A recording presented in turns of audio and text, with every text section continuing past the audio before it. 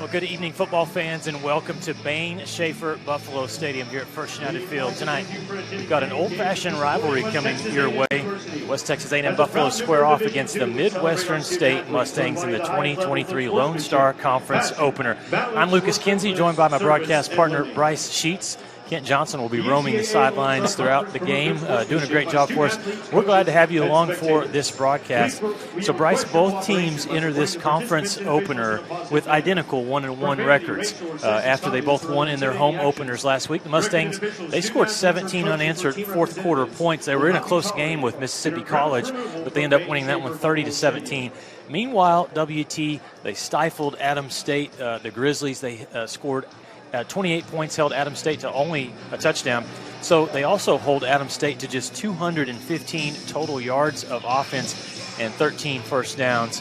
So both these teams have a lot in common.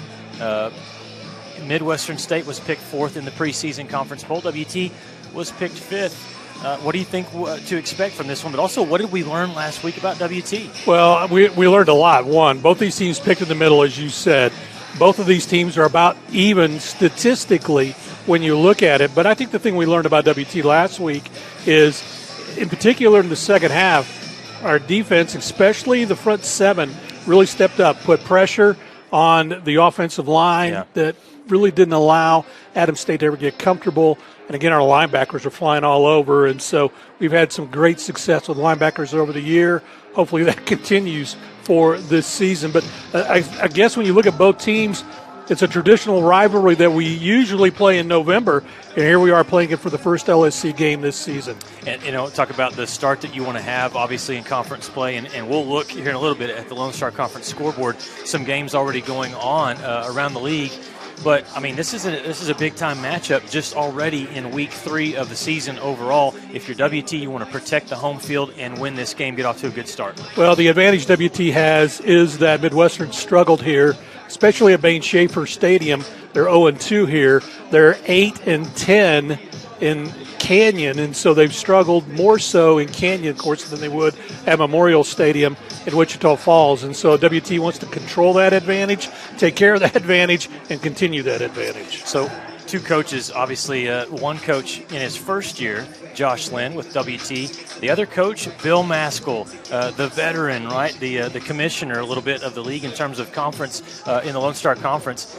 It is his 22nd year at Midwestern State, all-time winningest coach, obviously, for the Mustangs.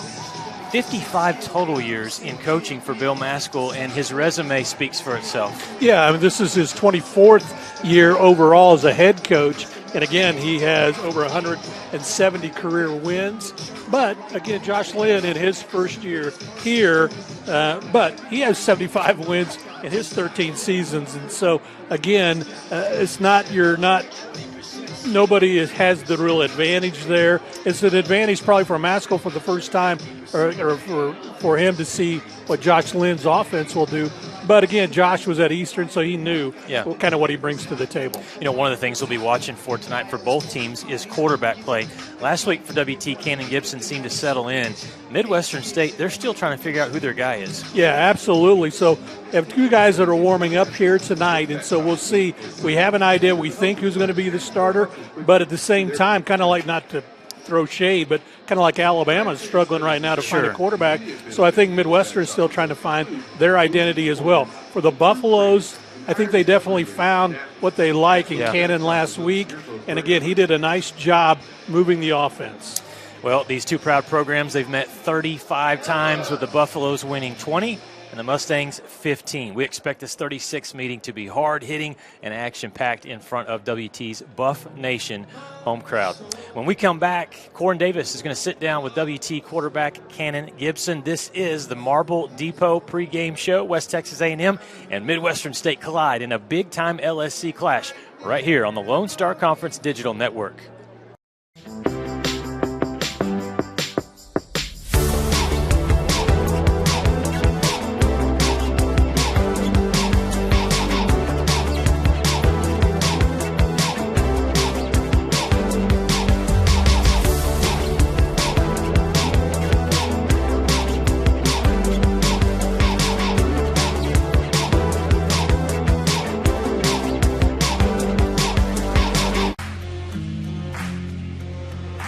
WT student athletes drink low-fat chocolate milk post-workout because it helps replenish and restore muscles quickly to their peak potential.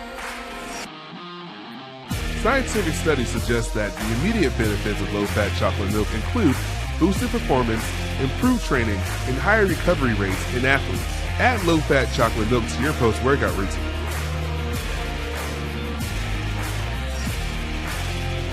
Go Bucks!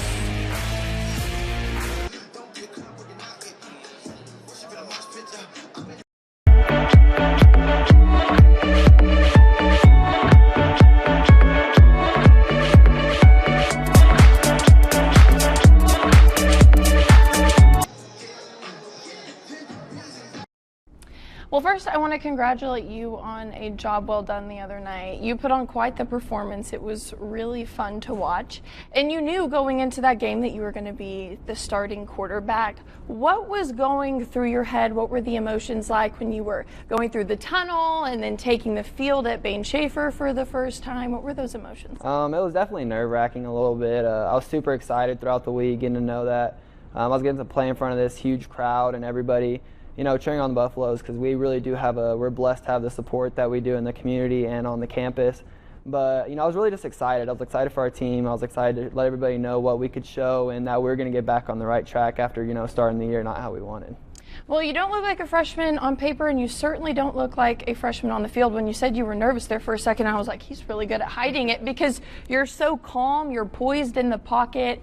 You have this steadiness about you that not a lot of quarterbacks have at your age. So I'm curious, are you nervous at all on the or are you excited at all on the inside? No, yeah, I was definitely excited. I think that's just like a shout out to what our coaches, how they prepared me throughout the week. They really got me ready. They got the team ready and everybody else ready to where, when we went out there, we were confident in what we were doing and we were confident in our abilities, what we were doing, which I think that helped a lot, and it really kind of showed on the field as well. How did you feel after you walked off the field, you won the game, knowing that you played a pivotal role in that win? I was just super excited. A win is a win in college football. There are definitely some things we could do better, but, going to see my parents after the game and my grandparents, the emotions really kind of came over me. This has been a dream of mine ever since I can remember, and especially to get to do it here, somewhere I've always wanted to play. So it was definitely a very, very good experience, and I'll cherish it forever.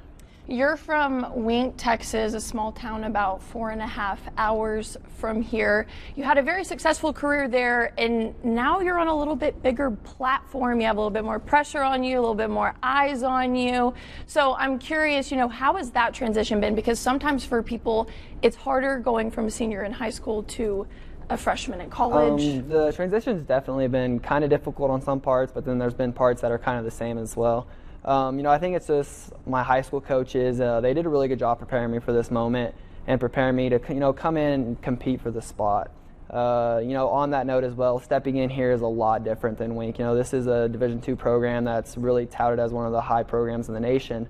So, there's going to be a lot of pressure. But, one thing I've always grown up thinking is that pressure is a privilege. The more pressure you have, that means the more chances that you have and the more eyes you have on you, which that's a good thing when you think about it. A Nick Saban quote, pressure is a privilege. He said that the other day as well. Well, it was a lot of fun for you, and I know that it was fun for everybody else watching you. It was evident, too, that you're not afraid to make the risky throw.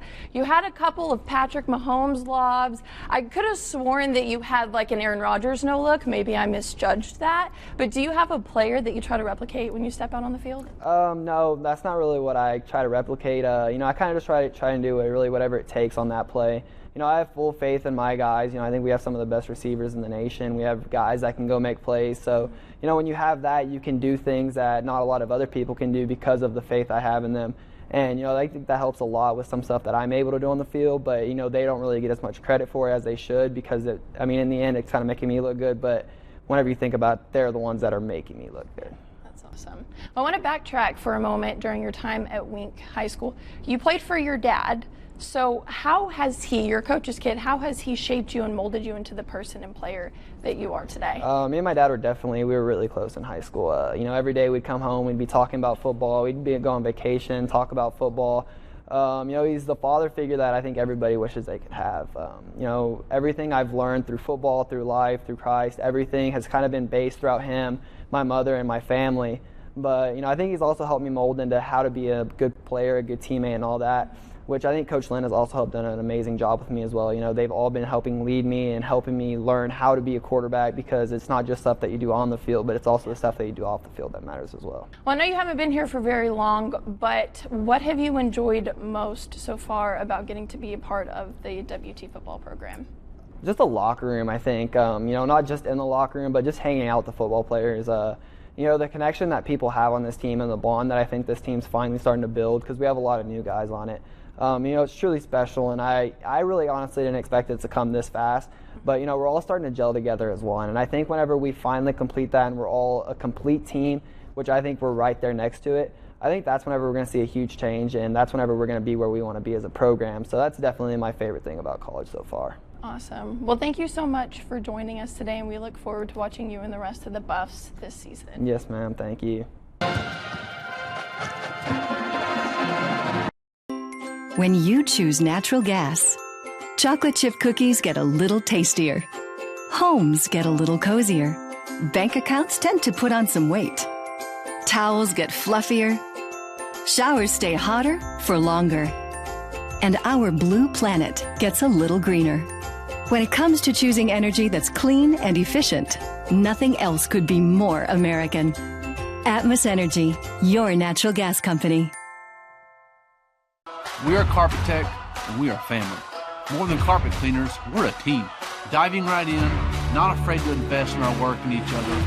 We're killing it day in and day out, never shrinking from a challenge. Our people are 1 part passion, 1 part grit, and about a zillion parts awesome. And we are always looking to add to our family. So what are you waiting for? Well, welcome back to Bain Schaefer Stadium. Welcome back to Bain Schaefer Buffalo Stadium. Tonight's opponent, Midwestern State. This is the 36th time the two schools have met on the gridiron. The Buffs hold a 20-15 series advantages. Here at Bain Schaefer Buffalo Stadium, if you're a Midwestern State fan, well, your Mustangs are 0-2 in trips to the on-campus facility. Midwestern State's head coach, Bill Maskell, far and away the dean of Lone Star Conference football coaches. He is just 16 wins shy from being the all-time winningest coach in Lone Star Conference history in accordance to victories. He's 157 and 66 overall. Midwestern State offensively, they've got a pair of running backs, sophomores, Devin Cross and Jalen March. Last week against Mississippi College, Cross rushed for 150 yards, 1 touchdown. He is the current Lone Star Conference Offensive Player of the Week. Between he and March, they have accumulated over 400 yards on the ground through the first 2 games. They are 1-2 in the Lone Star Conference rushing standings. Defensively, the Mustangs average a relatively respectable 355 yards a game. However, last week against Mississippi College, they allowed 290 yards on the ground. West Texas A&M head coach Josh Lynn has faced the Mustangs 5 times previously, all at Eastern New Mexico. He's won 2, lost 3. Tonight's an opportunity for him to even his record against the Mustangs. Now, after struggling offensively in the season opener at Western Colorado, the Buffs put it together offensively last week in the victory over Adams State. The Buffs for the season have rushed the ball 88 times. They've thrown it 67 times. And again tonight, a solid running game is going to be the focus of offensive coordinator Chase Kaiser. Now, after managing just 105 yards on the ground at Western Colorado, the Buffs gained 199 last week in the win over Adams State. Last week saw true freshman Cannon Gibson make his first career start.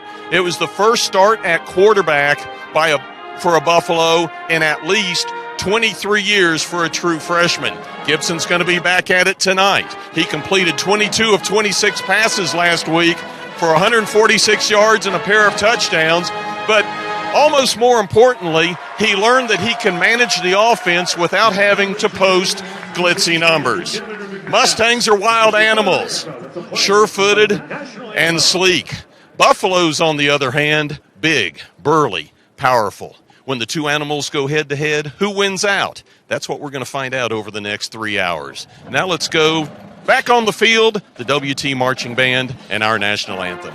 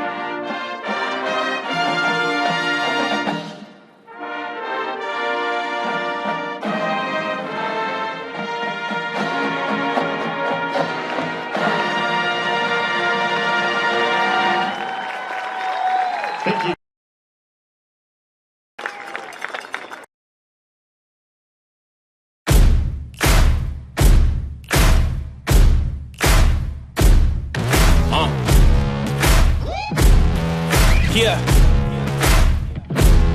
Siege. Riley. Taz. Yeah. Set me free and give me death, there ain't no other choices. When I lay down to go to sleep, I keep on hearing voices. Little whispers in my head, man, is you fake or loyal? Why no water, that designer, baby, pick your poison. These little demons living underneath my bed, creeping. Know the real monster lives above them all, sleeping. That subtle breathing in your closet every single evening. Thought you never see me again, looks can be deceiving. When they hear the sound of the drum, they'll be saying, oh Lord, here they come. Yeah, here we come. Here we come. Here we come. Here we come. Yeah, here we come. Hey, here we come. Hey, here we come. Here we come. Welcome back to Bain Schaefer Buffalo Stadium at First United Field as we are in the Marble Depot pregame show, and a great job there by the West Texas A&M marching band. Let's first, Bryce, before we get into our keys of the game, let's look at the LSC scoreboard. And you look at some of these scores that you're seeing, and one of them that stands out is UT Permian Basin. Yeah. They're playing basketball in August and September. 86 points up on the board there, taking care of Southwest Baptist today. Close game between Western Oregon and Eastern New Mexico, 30-29, the Greyhounds. Other games going on, Texas A&M Kingsville. The Javelinas get up into the rankings at number 21 as they take on Western New Mexico. And speaking of rankings, Angelo State, they're number 9 in the country, and they're on the road at Central Washington. So what stands out to you when you just look at some of those scores and also some of those matchups? Well, I think UTPB stands out just because we play them right next. That's right. Coming up. And better so be ready for the Falcons. That means their offense got on track today in the right way for them. And so, again, games make a big difference. It's different than practice. It's different than everything else. So they were able to get in sync offensively for that one today. Same thing as well. Eastern New Mexico looking good at home. So, again, they come up with a big win. And then you talk about the teams that are ranked. We know what to expect when they come to town or we go there. Either way, we know what to expect when we face those folks. All right, let's look at some of the keys to the game for West Texas A&M against Midwestern State tonight. First one here is, build off last week's success. I mean, Coach Lynn wants to make sure that the Buffs move forward and they don't take steps backwards, even though most people would say you're probably playing a better opponent this week in Midwestern State. Oh, definitely so. And the thing about it is you made great progress from week 1 to week 2. As you mentioned, do you continue to move forward Are you satisfied where you're at? Yeah. Or hopefully you don't take 2 steps back. I think both offensively and defensively, the Buffs had great building blocks last week. Again, put 2 more blocks, continue to build as you go. One of those building blocks that you and I were very impressed with, a huge turnaround from week 1 to week 2, was the offensive line play. Yes. Yeah, it was huge because they looked so much out of sync in week 1 when they're playing Western Colorado. And so last week they moved as a unit. And so obviously it's better at home than it is on the road, but they were getting their assignments in correctly, and they were getting, the right movement that they needed to. Even when we lose a starting center in that contest. Yeah, Frankie McFadden. And you get a backup coming in Williams, and he still does a nice job continuing to move that offensive line. All right, Kent did a great job setting the stage down there with the mascots. Yes, he did. We loved that, by the way. But here's my second key. Can the Buffaloes fly? I'm not talking about the Buffalo Wild Wings commercials, but can the Buffaloes, move the ball through the air? Yeah. And with Cannon Gibson, because I think Midwestern State is going to stack the box. That their strength on their defense is their front 7. So there may be some situations where WT has to throw the football more than they did last week. And he was very efficient last week, did a nice job moving the offense through the air, but they were short passes, nothing really vertical to get it up and down the field. And so, again, can you move them a little further along, get the wide receivers totally involved in this one? And that, I think, will do definite wonders for the offense because that front 7 can't cheat up. Yeah, and I think on the other side for Midwestern State, they may be in the same situation. Yeah. They've got 2 talented running backs. Kent talked about those players in Cross and the other running back for Midwestern State. But WT, I think they're going to force Midwestern State to have to throw the football as well. I wouldn't be surprised to see 8 and 9 in the box for WT from time to time because they know that Midwestern's going to run. They've had an effective running game, and so the same thing is true. Can the wide receivers make a difference, and can they force it up the field? Jalen March, the other running back there for Midwestern State. So third key, and this one, I don't know if you're familiar with this song, Bryce, but We Ready, We Ready. Okay, I have heard that. We Ready. It's the Buff defense. They have to set the tone. Last week they were ready against Adams State, West Texas A&M.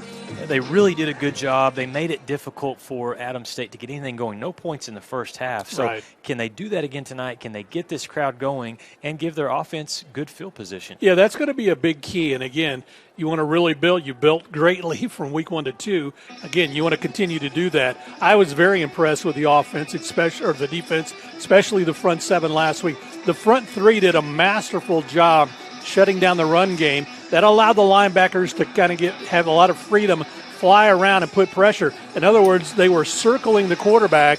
It wouldn't let him out of the pocket, so the only way he could run is straight ahead, and there wasn't any place to go. Yeah, anytime the linebackers were mentioning their name a lot, that means the defensive line is doing their job. And last week it was Kobe King, it was Jimmy Harrison, it was J.T. Cavender, and also Josh Baird. They were flying around, hitting people. Yeah, they really were. And that also means, too, the secondary was doing their job. They didn't allow anybody to break free, so they had good, tight coverage. And so that, again, your quarterback can't find anybody to throw to. All right, we're going to step aside, take one timeout. When we come back, we will have our X-Bar Steakhouse X Factor of the game. We'll get the Buffs ready to come out on the field, the coin toss, and the opening kickoff. It's Midwestern State and West Texas A&M.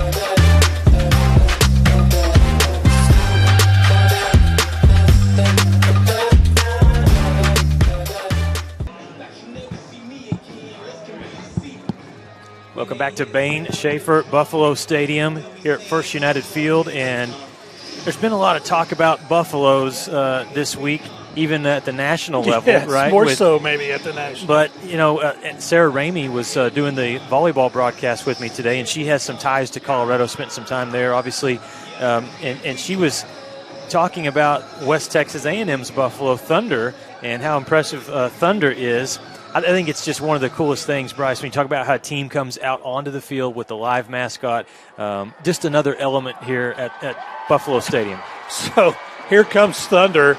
And Michael McBroom, the athletic director, was moving the punters for Midwestern over. He didn't want Thunder to run over them. And so I think Michael should come out with the Buffalo. Yeah, I do too. And again, got him out there, got everybody out safely. And so, again, just a great atmosphere. It's great for the players to come out, hear the roar of the crowd, and follow Bucky as they're coming out. West Texas A&M, again, you're going to see them in those gray jerseys, maroon pants for West Texas A&M tonight. Bryce, let's take a look at our X-Bar Steakhouse X Factor of the game. And tonight's going to be the running back, Travian McCoy-Gay, or as I like to say, Run TMG. I'll tell you what, he has done a phenomenal job last week. It looked like same thing in game 1. They were trying to get the running game going. They really couldn't. But in week 2, they were able to find where he was, and you can see him right there on the screen as he gets ready. They were able to get him kind of on guard, all ready to go. 176 yards this season so far, most of those last week, and so really did a phenomenal job getting the running game going for the Buffaloes. We talked about the offensive line, and obviously if TMG is going to run baby run, right. This offensive line will have one change. It will be David Williams that will start in place of Frankie McFadden, 6'2", 295-pound freshman from DeSoto. Now, he got in a lot last week, right, because the injury happened in the first half. Yeah, so he got into the game, and you really didn't miss a beat. You really didn't see any drop-off of any kind along that line, as you see a very excited Run TMG right there. But again, it's kind of the same thing. David did a super job last week, and again, the reason why that's such a super job is usually the center is the one that has the offensive line calls, and so if you can come in cold and continue progressing the way they were, that's a phenomenal job. They were well coached coming into the game. For Midwestern State, Bryce, let's talk just a little bit about the Mustangs and some things that they're going to be concentrating on tonight. And we mentioned the quarterback play. Is it going to be James Cooper Jr., number 18, who has started the first 2 games, or will we see Zach Keene, number 12, the 6'3", 225-pound junior, who's a transfer from Northern Michigan? And the answer might be we may see both even at the beginning of this game. And I think there's a good possibility. They both were warming up. They both were out early throwing to the receivers. And so, again, Cooper was going with the first team in warm-ups. That doesn't always mean everything. Adams State was a great example last week. The guy that started did not warm up with the first team, and so it could be somebody different. But that's what we anticipate tonight. That'll be James Cooper, the 6-foot freshman from Rockford. And again, 41% passing. That's something that Midwestern definitely has to improve upon. Captains walking out on the field. There you see for the Buffaloes, Tyree Tipton, J.T. Cavender, also number 44, Jimmy Harrison, and Noah Bogardus. Brett Hartgrove for Midwestern State, along with number 84, Kelby Hickerson. Also number 49. How about Ritzy Vase, your kicker out there as your captain? That's pretty cool. One of the best kickers in the conference. I was watching him warm up, and he is very accurate when he kicks the ball. And also Dwayne Brown, number 64, right guard for Midwestern State. Coin toss. Let's go down to the referee, which tonight is Kerry Moore.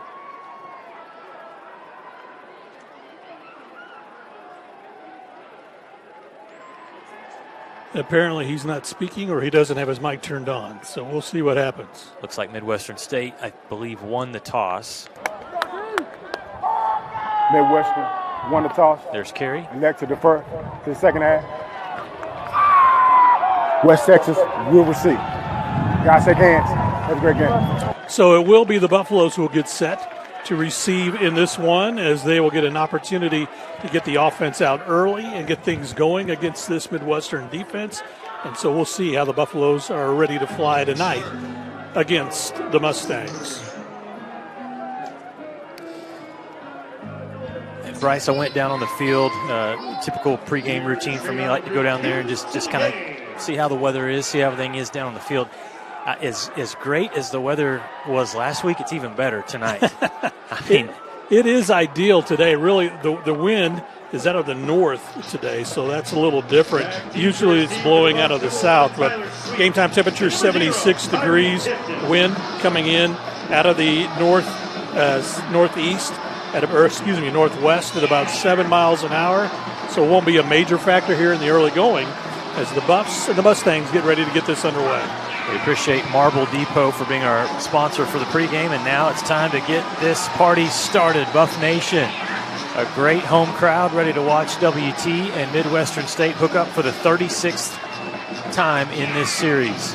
Ritzy Vase, the outstanding kicker, a 6'2", 155-pound junior from Wichita Falls, will put his right foot into the leather, and we are underway. Back to receive the kick, Tyler Sweet will take a knee, and that'll give us a chance to look at the offensive starters for West Texas A&M. And again, Cannon Gibson starting at quarterback. Offensive line, the one change there with David Williams at center. Bryce, the group that we're looking at tonight to see, if they can have a big game are the wide receivers. Yeah, no, that's the ones we want to see step up tonight. We really do. I mean, from the standpoint that if that part of the game can get going, then we have a good opportunity to kind of spread the field a little quicker than the norm. Noah Bogardus, Tyree Tipton, Sweet. This is a running play on first down, though. Watch out. Here's Travion McCoy-Gay bouncing it outside, and it's a nice run on first down, enough to move the sticks for TMG. Well, the only thing saving that from a touchdown was Javion Gibson-Shaw. The defensive back came all the way across the field and was able to make that stop. And a nice job by Gay to get to the outside. Looked at the first hole, wasn't there, then bounced it to the outside. So a good run play, and again, that for both these teams, they want to run the football. It's just going to be, can they, against tough defenses. Play action. And on the second play, this one, is it caught or is it an interception? Both players wrestling for the football. It's going to be up to the umpire to make that decision. Noah they're Bogardus. both still fighting for it. And so the tie usually goes to the receiver. And so we'll see what the officials say here. It was Noah Bogardus hooked up with Jalen Shaw, 8 versus 8, Bryce. And the referee has already made that decision. He said first down for the Buffaloes, so pass completion. And again, it gets them close to midfield. Is that about as tight of a window as Cannon Gibson could squeeze that football? And if he is, and be successful, that's really good. Because I tell you what, Jalen Shaw, the junior out of Savannah, Texas, a transfer from Southeast Oklahoma, had excellent coverage all over Bogardus. 1st and 10 Buffs. McCoy-Gay started left, cuts back inside, has a decent run to midfield just on the other side of the 50. And a collision at the end, give the tackle to number 4. You can tell the intensity of the Mustang defense as they are really trying to step it up. In particular, kind of putting a lot of pressure on his Juju Hargrave. Yeah, that was Juju on the tackle. He's a big linebacker, 6 foot, 230-pound senior from Mesquite. And coming into tonight, 12 tackles for Juju Hargrave. 2nd down and long for the Buffaloes. Just starting here first quarter. No score. Cannon Gibson, play action going down the field for Bogardus. A jump ball, but this time it Shaw is intercepted. Yeah, this time the other number 8 for the Mustangs won that battle, and it will be an interception. Big play for Jalen Shaw. So the one thing we were critical of about Cannon coming into last week's game was everything was a fastball, and he needed to have some touch, which he did last week. It looked really phenomenal. That was an occasion when you needed the fastball to come in there because you don't want the opportunity for the defensive back to roll over, and that's exactly what happened on that play where Shaw was able to roll over and get his hands on the football. All right, after this first play here, we'll try to get the defensive starters up for you for West Texas A&M, the defense on the field. And Midwestern State, after the turnover, has 1st and 10. A running play, stretch play across the left side, and it's going to be the carry to number 26, Devin Cross. Tackle made by Jimmy Harrison, and it looked like it was going to open up, but it never really developed, only a 2-yard gain. It was kind of slow to develop, too, as they go from right to left. They're looking for an open lane, and the Buffs did a nice job of stringing that one out. Then the linebackers converged to make the stop. That front defensive line, Andrew Lauritsen getting a start at the defensive end spot. 99, Obadiah Ben Israel in the middle. This is another handoff to Cross, trying to plug his way through, and he's going to gain maybe 2 yards. Again, a good job by that Buffs defensive front. As it's a good sign, Bryce, when at the bottom of the pile, 99 and 92 get up. Yeah, no, absolutely. That means your defensive front guys are sliding down. They're taking the read. They have a great read on the running back. and so they're sliding down the line and able to make a stop. And the starting quarterback, by the way, is James Cooper Jr., number 18. So he gets to start here for Midwestern State. 3rd down and 6. Ball on the Mustangs' 34-yard line. Opening series offensively here for Midwestern State. Number 92 for the Buffs, that's Isaac Soper. Play clock down to 1 second. It's going to be a running play as the quarterback calls his own number and has enough. Gets the first down to the 41-yard line. Knew he was going to take a hit at the end of that one. Credit Cooper Jr. Well, that's a good read by the quarterback because he saw everybody back, and the linebackers kind of came over with the running back, so that meant there was vacated position, and so that's exactly where he ran to pick up the first down. So Midwestern State so far, Bryce, has yet to throw it, and they're relying on this offensive line. Clayton Godwin, Zach Zamora, Charles Hempstead III, Dwayne Brown, and also David Alamatua, senior from Euless, Texas. Out of the gun, they're going to hand it off over the right side. A hole opens up, cross spins, and is taken down by Cavender, but that's after he got 7 yards. Yeah, he had a nice hole on the right side that time. He was following his big right guard, Mark Folaruso, and he was able to just kind of skip behind him and then cut back against the grain to pick up 7. So now Midwestern State has found a few plays they like. Extra blocker as they have 3 receivers over to the bottom of your screen. Running back in now is Jalen March. They'll rotate March and Cross back and forth throughout the game. Again, both these running backs over 200 yards already this season. Play clock down to 1 second. Play action pass. Buffs bring the pressure, and they take the quarterback for a big loss. Kobe King with the sack. Kobe King had a great read. He slid between 2 defensive linemen, and just because he got good pressure, good help, as you see in the replay, just took a great line, and then quarterback stepped to the wrong direction to his left, and that's where King was there to wait him up and take him down for a big loss. Gets the crowd into it, and it's 3rd down and 14 now for Midwestern State. They bring extra receivers on the field. One of those is number 22 for Midwestern State. That's Brandon Forrest, actually listed as a running back. He's in the slot. And James Cooper Jr. is going to flip it out to Jalen March. March cut down quickly. The Buff linebackers, Jimmy Harrison, down the line, makes a big stop. That's a veteran right there. He just read the read really perfectly. That doesn't make any sense, read the read, but he read it perfectly, slid down the line, and again, saw where the ball was going, had a great line to the running back, and was able to make the stop. So they'll bring the punter on for Midwestern State. Diego Gonzalez, 40-yard punt average, along with 54 this year. And back for the Buffs to receive this one will be Tyler Sweet.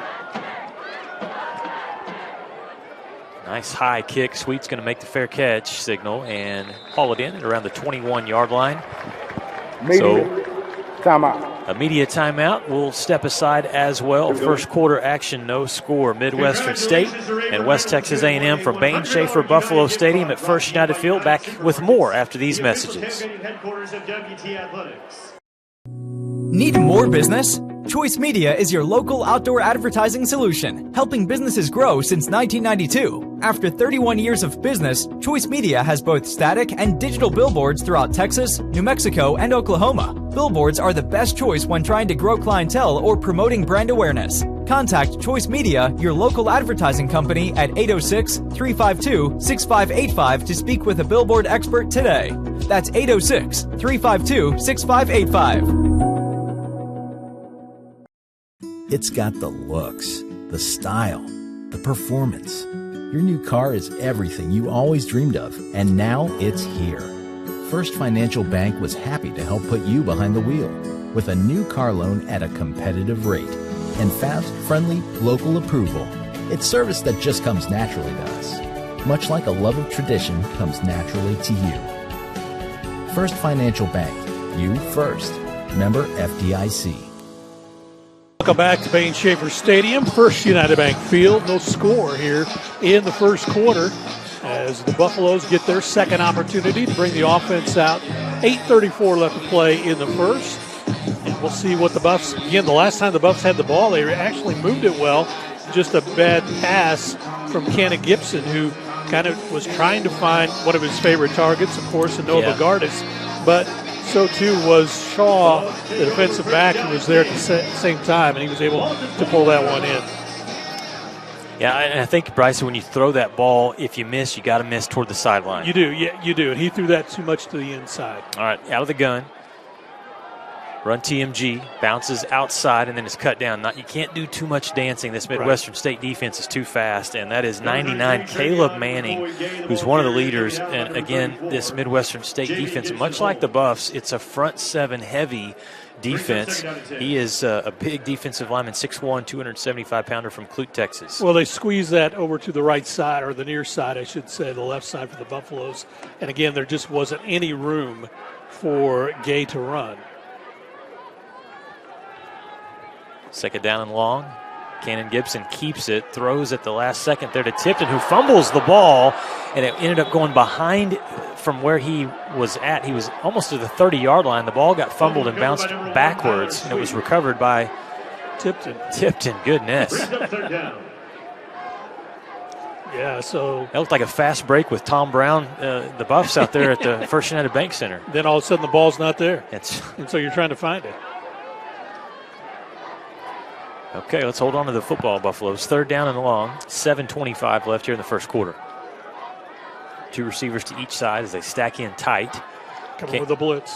Gibson steps up in the pocket, now looks to the right, has a receiver down the field, but he couldn't get it out. He had Torrey Simmons streaking down the sideline, maybe didn't see him, and was taken down for a lost sack for Midwestern State. Michael Gary read at that time. Again, they came with a blitz, linebacker blitz on the left side. That's where Cannon tried to run it, was to the far side of the field as he tried to step up. Then the defensive lineman was able to grab his shoelace and trip him up. So great defense by Midwestern State again, and this brings on the Buffs punter, Seth Ford. 42-yard average for Ford. He has hit 3 punts inside the 20-yard line. High spiraling punt that is caught, juggled in, and then held on to at the 46-yard line. This is going to be excellent field position for Midwestern State. Mustangs do the job defensively. So early on, Bryce, I mean, we told you both teams were very strong defensively. That's what we're seeing. Well, you can tell the intensity level for the Mustangs defensively is maybe a click higher than what the Buffaloes are right now, and it's definitely a click higher than what their offense is, and so their offense has got to try to match that intensity that their defense has brought here so far in this first quarter. Official comes in and stops play. I think that they got instead of, it's not a shoelace. I think it's a clock issue. They hadn't started the play clock. Well, the chains. They're trying to fix the chains. Oh, okay, gotcha. I see that over there. Running back in for Midwestern State is Devin Cross, sophomore out of Pflugerville, averaging 6 yards a carry coming into this game. That's a big average. And he'll take it over the left side, cuts back inside, a nice run. That's great vision because he was going to the left side as you described. He saw there was a wall there defensively, so he just kind of planted his foot, cut back to the inside, and had a nice pickup. Safeties come up to make the stop. Freddie Simmons along with Preston Stazuski. But a pickup of 5 yards, second down and 5 for Midwestern State. And we'll see if they audible here. Again, James Cooper Jr., the redshirt freshman from Rockford, Illinois, transfer over from Eastern Illinois. They stay on the ground, though, over the left side. Not much going there. Devin Cross cut down quickly after only a gain of 1. Again, number 99 sliding down to make the stop. Again, just kind of watching how the play developed and then able to make the stop. Obadiah does a nice job to keep the running back from getting anything further. Obadiah Ben Israel. How about Obi and Goo? There you go. Obi and Goo. Third down and short. Call it 3rd and 4 for Midwestern State. So J.T. Cavender read something. He came up there changing the play.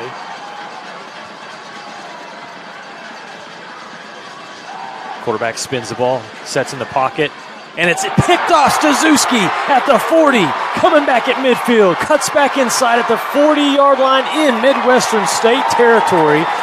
A late penalty marker is thrown way behind the play. You hope this isn't against WT because it's going to bring it back from where it was returned to, but a great interception. That is Stazuski's 6th career pick, and Bryce. watch Preston. He's just playing center field here all the way.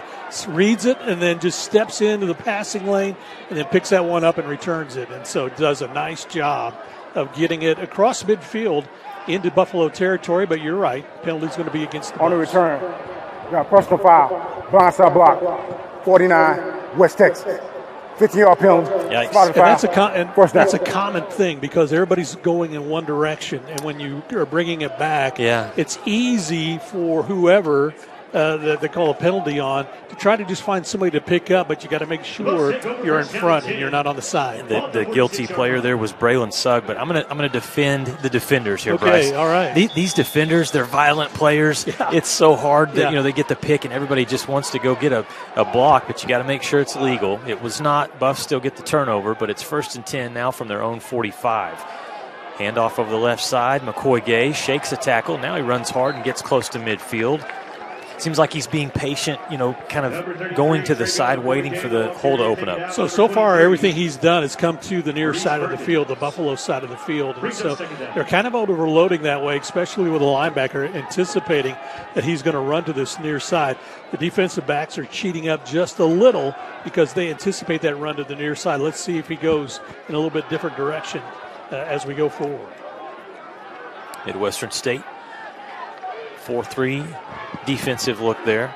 Extra defensive back on the field right now, though, expecting pass, and that's what they get. Cannon Gibson in trouble running and avoids a sack. The ball comes loose at the end of the play, though, and if this is not... Yeah, the near side official saying he's down. Okay, Midwestern State comes out with the ball, but you're right, Bryce. The line judge, head linesman on the near side, said the runner was down, and so that's where they'll plant it. You know who disagrees with this call is Bill Maskell. Oh, sure he does. He's on the other side Sure right he now, does. and he is talking to the side judge over there. He's saying, hey, this is you know how many years I've been coaching? Any coach is going to disagree with that call because they think the player's still moving. And so, nevertheless, but again, head linesman got that one, and we got it right.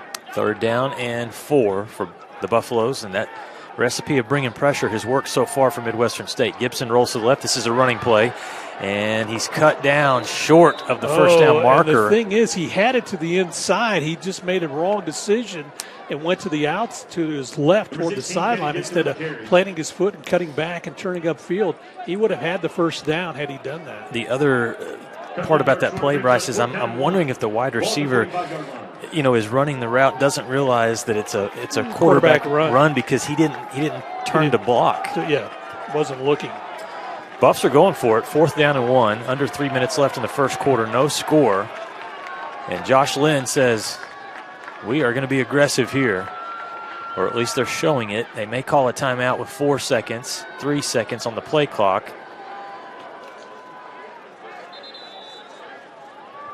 And they did not. So they're going to take the penalty. The he looked over. He walked toward the head linesman. And then instead, he said, let's bring the punt team. So he didn't want to waste the time out there, so he took the 5 yards. Still confident that we could get them pinned back just a little bit. So I think that's why he did that. Okay, 4th and 1. Thought we were going to go with the aggressive call there, but you're right, trusting your defense. And I'll stay patient up here, Coach Lynn. It's a punt, though, for Seth Ford. And back to receive for Midwestern State is going to be number 9. Man, that's high. Jawan Mason, and it is very high. Takes a friendly bounce for WT. Looked like it was going to go out of bounds at around the 25. Instead, it is touched at the 16-yard line. So Ford gets a good kick on that. That's a moonshot punt. It is. I mean, he really sends it high, and so that's an advantage, obviously, for the punt team. All right, we got a timeout. Before we go to the timeout, Bryce, want to mention this. WT Educator of the Year, right? Something that the Buffs are doing, and I think it's a really cool thing. Of course, I'm in the education business myself, but you can nominate right now. Fans can go on the website. They can nominate a teacher, a principal, an educator, and they're going to honor that educator later at a home game here. September 30th. Okay. That home game, so the next home game that we have, basically, they will honor honor the Educator of the Year. So, yeah, go online. Go online to the WT website. GoBuffsGo.com. Yeah, GoBuffsGo.com. Look for the Educator of the Year slide. I think we'll have it up later on to kind of bring it up. In fact, you can see it right in the corner. We have it on the screen right now, so you can even take your phone. Bryce, your wife is in my the wife's education in business. Yeah, absolutely. Yeah, we support all of our teachers. Can I nominate her? I don't know. You probably should. You probably should. Early in this game, Bryce, again, stingy defense. Offensively, to me, it seems like Midwestern State is really bringing it at Cannon Gibson and saying, look, we're going to bring pressure. You're going to have to throw the football to beat us. Well, they know he's a true freshman. They know he hasn't seen a lot of game action. And so, again, they can give some different reads, disguise some defenses, and come at him. And they are going to bring the pressure because, again, with that front four, that allows their three linebackers to kind of move around a little bit and come at different angles. And so he'll have to be aware of that as well. And so when you look at statistically, so far the Buffs have 18 rushing yards, 17 passing yards in this first quarter. So and really not a lot of offense for either club. A total of 35 for the Buff, only 14 yards so far for Midwestern State. All right, the Mustangs come out with Devin Cross, the running back. They'll move him from the right to the left side. Quarterback is still Cooper Jr., and this play is going the wrong direction for Midwestern State. Kobe King, he's got a little bit extra juice He's tonight. got an extra edge. Has he been getting better and better and better each week? I think so. And again, nice read, put pressure on the running back, moved him back, and so they now have him inside the 10-yard line. He's intimidating out there. I mean, he looks good. Again, reminds me of one of my favorite linebackers wearing number 4. Eric Collins. Exactly. Kobe, 6 foot, 210-pound sophomore from Houston. 29 tackles now on the season. Also has a fumble recovery. This time they go on the ground with Jalen March, and he'll gain pretty good yards. And that tells you the kind of read they're doing defensively, too, because coming up to make that is Preston Kazuski, who had the read on the angle that time. He came up and made the stop, and so they're bringing him up from a safety position because they're anticipating the run. Well, right now the Mustangs are probably going to have to put this thing in the air. James Cooper Jr. on the season has thrown 5 interceptions after that last possession, throwing one to Stazuski. Mustangs, again, letting that play clock run down. It's at 8 seconds, game clock under a minute.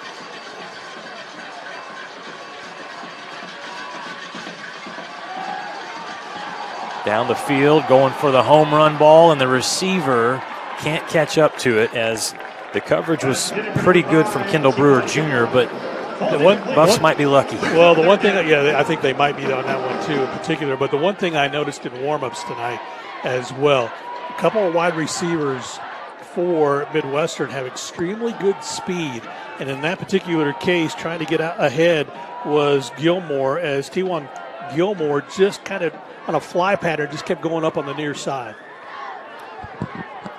Punt coming from Diego Gonzalez. Oh, this was not a good one. No, it's not. It was off the side of his foot. It goes out of bounds. Coach Lynn is telling the side judge where to go, where to mark it. Here's where you mark it. He'll keep walking, and he'll get some help from his official friend on the near side. They'll mark it at the 20-yard line. Yeah, that's where the side judge comes in. And you're right, Josh Lynn down there. He was pointing where it was. Remember those old commercials, you make the call? Yeah. And he was making that one to help out the offense for sure. So a big break for the Buffaloes on a shanked punt. And so let's see if the offense can take advantage of it. Right now, the good thing is we're in field goal range. And so let's see if we can get a little more than that. Diego on the season averages 40 yards. That's going to bring his average down, Bryce. That was an 8-yard punt. And so Cannon Gibson on the field. Smallwood in as the running back. You're right. Isaiah Smallwood takes the ball over the left side, trying to run through tacklers. Does a good job. Took 3-4 Mustangs to bring him down. He's down to the 16-yard line.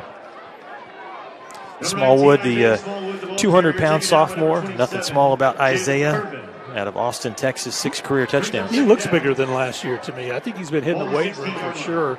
And again, good power on that dive off the left side that time. Yeah, that's a good side to follow there with Taasi at 300 pounds. Matthew Ames, Jr., he's 285. Smallwood follows blockers, goes across the middle. Another good run to the 11-yard line. And that should be the end of quarter number 1. And it is Buffaloes and Mustangs scoreless, but WT is knocking on the door. We'll take a timeout, come back with the second quarter action here from Bain Schaefer Buffalo Stadium at First United Field. Mustangs and Buffs 0-0. We know that egg producers don't quit at 5 p.m. We don't quit until the job's done either. Banker's hours don't apply at First United Bank because we believe egg lending isn't a 9-to-5 job. While you're out working the fields or managing the herd, we're making sure your money is working too. Whether it's for livestock, land, or equipment, we're one of the most dominant egg lenders in the state and have been burning the midnight oil since 1907. First United Bank. We know ag lending. We know ag.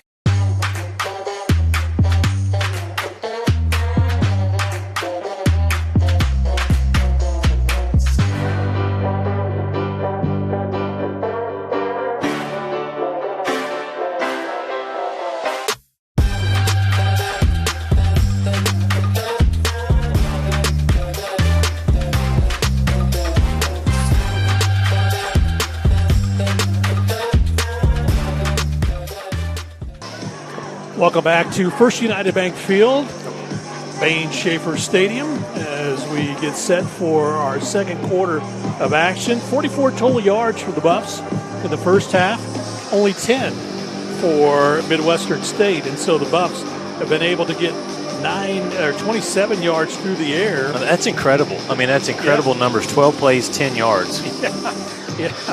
And so, again, that says what the defense is doing in this one. And they've really stepped up, and so have caused some mishaps, miscues, misdirection. I think what happened is I think this Buffalo defense, they were inspired last week by the Dallas Cowboys defense, right? Maybe the New York Jets defense. Could they said, hey, we got a good defense here in Canyon, Texas. That's right. So they're playing well right now, and again, they set up their offense. Let's see what happens here in quarter number 2. All right, Shaq Brown's on the field as the tight end set to the bottom of your screen.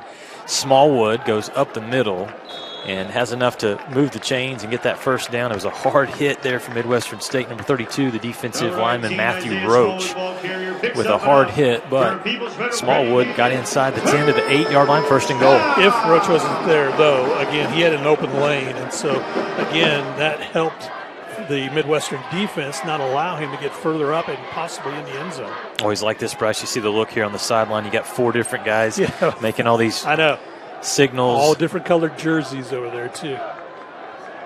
Who's the real one? That's right. Gibson hands it off. Smallwood again over the right side. You know, interesting, both teams are trying to definitely stay with the run game. I think the secondary is a little quicker for Midwestern, and so that they feel is an advantage, and so they can allow their corners to go man-to-man and the safeties to pick up any slack that they need to. And so, again, they can bring 7 and go after the run. Hunter Maston in right now at right guard, 6'2", 275-pound freshman from Lubbock. Second and goal. Buffs give it to Sweet on the jet sweep, and the sweep is going to be short of the goal line. Close. He had a nice block coming up by Brennan Ray as he was trying to slide out there and kind of seal a corner for Sweet to get to the outside. They kind of ran into each other, so that slowed him up just a step, but still a nice gain. So is this a spot where you're going to see offensive coordinator Chase Kaiser go play action? Or are you going to try to run it in from 2 yards out? Well, again, they've been consistent with the run. They've got a power set up with Shaq in the back. They fake it. They throw it out to Shaq. Shaq Brown, can he get in? He spins, loses his helmet, but scores the touchdown, I think. Nobody signaled anything. Signal. I thought he got in. I think they're going to mark him down. I think they're going to mark him down short of the goal line. Let's watch the replay here. See if his knee touched down. Right. I didn't see him go down anywhere. This is where they can ask for a replay. He's a yard into the end zone. Yeah, they can ask for a replay. Now the officials are going to get together. I think that's what the question is. I just could not see from that angle. So they marked him short, but I did not see him go down anywhere. This is where we'll have to look at it again. The nice thing is Josh Lynn used replay last year, so he knows the rules of replay. And now, let me ask you this. If the helmet comes off before he gets across? Well, again, I don't know because you're supposed to go down. But where he was. Okay, look at this. I mean, when the helmet comes off.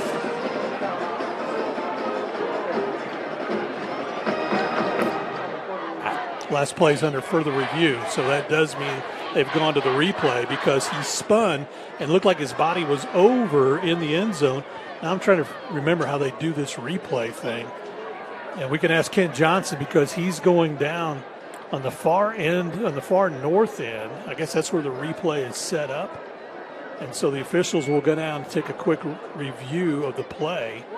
And what they see is not necessarily what we see on the screen. And so that's the other thing. It's only going to be the high camera here, high camera angle. And so that's what they're going to look at. Right now they have it marked down at the half-yard line. But again, when we saw the replay, he definitely got in, even though he lost his helmet. So our first official replay of the season. And this is interesting that the officials are going to have to go all the way to the other end. They might have to get an instant replay golf cart. Yeah, there you go. They can get that sponsor. Okay, Bryce, here is the accidental removal of the helmet that I just looked up here. Once a player's helmet comes off during live play, they must remove themselves from participating in the play further or face a penalty. If the ball carrier's helmet is accidentally removed, the referee will immediately whistle the play dead. So that comes into play too. Did they whistle it dead short of the goal line? But it looked like his body was across the goal line. And that's what maybe that's what they're looking at on the replays to see if that was the case. And so again, here they come. That was a quick review. So let's see what the officials say. But they're going to have to run down to the other end. I think the fans should give the officials a round of applause for the hustle here. Yeah. Again, our head referee, Kerry Moore. Give me a chance to mention our officials. Kerry, the head referee. Your umpire is Kenji Mitchell. Headline judge, Ross Manfrey. Your field judge is going to go right to the middle of the field. He's not going to run all the way down there. Before the play across the goal line, and that play has been confirmed. It'll be fourth down, West Texas. So that is, again, you read it, and that is the case. The official on the field ruled that his helmet came off. Yeah, it always reminds me. It's inadvertent. It reminds me of Jason Witten back in the day. Yeah. When the Cowboys kept going and got in the end zone, and so that's why Buffs are going for it. And I like this call here. Be aggressive. It's 4th and goal at the half-yard line. Smallwood's the running back. 2 receivers to the left. Gibson in the gun. Give to Smallwood, and Isaiah gets in. No doubt about that one. Touchdown, Buffaloes. Finally, somebody on the near sideline put his hands up. They didn't signal that one right away, and that was no question on that one either. But nevertheless, give a yard run for Isaiah Smallwood to get in for the score. 12:53 left to play here in the first half. Buffs get on the scoreboard. They lead 6-0. There's a replay, and you see a great job by that Buffs offensive line. Both Jax Andrews, the right tackle, and Hunter Maston, the guard, just kicked their defender inside, opened up that nice seam, and Isaiah Smallwood with his 7th career touchdown as a Buff celebrates on the sideline with his teammates, and the Buffaloes celebrate a 7-0 lead early in the second quarter. We're back right after this timeout. We live where wide open roads lead to wide open spaces, where life is lived a different kind of way. We believe that generosity should always be given, but loyalty can only be earned. Community is sacred. Integrity is learned. We believe in going the extra mile, whether it's time to work or it's time to play. But most important, we believe in doing the right thing, always. I'm celebrating my 40th year in business this year. That's longer than any other GM dealer in the Texas Panhandle. At Greg Larry Buick GMC, my selling points remain the same.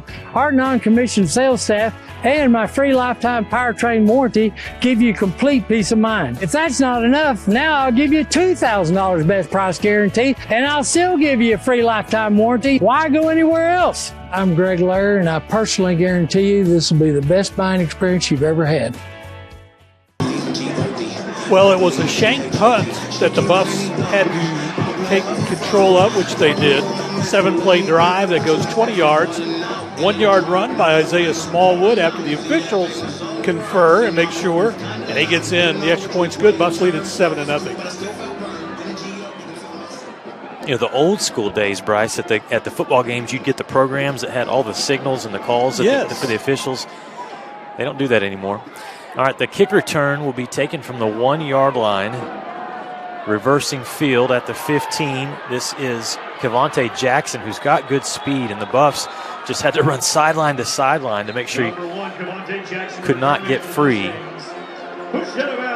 There is a flag, though, back at the 16-yard line. If this is against Midwestern State, they're going to be deep in their own territory. Well, because he reversed field, usually that's a block in the back, so we'll see what the officials say. So that is the case, so it'll be half the distance to the goal. So they'll mark it down about the 8. Well, and here's the thing about that last possession, Bryce, is it took some time. I mean, even when, the officials had to. On the return, 92 on Midwestern. Half distance to go, first down. So it took some time. The defense is rested now. Yes. They're rested, and they're about to pin their ears back. Yeah, and the penalty helps too on that kickoff, and so that pins them way back. And so now we'll see if the Buffs can fly to the football, put pressure. Again, you anticipate Midwestern wants to run. They're probably going to try to run here on the first couple of plays. And let's see how the Buff defense reacts.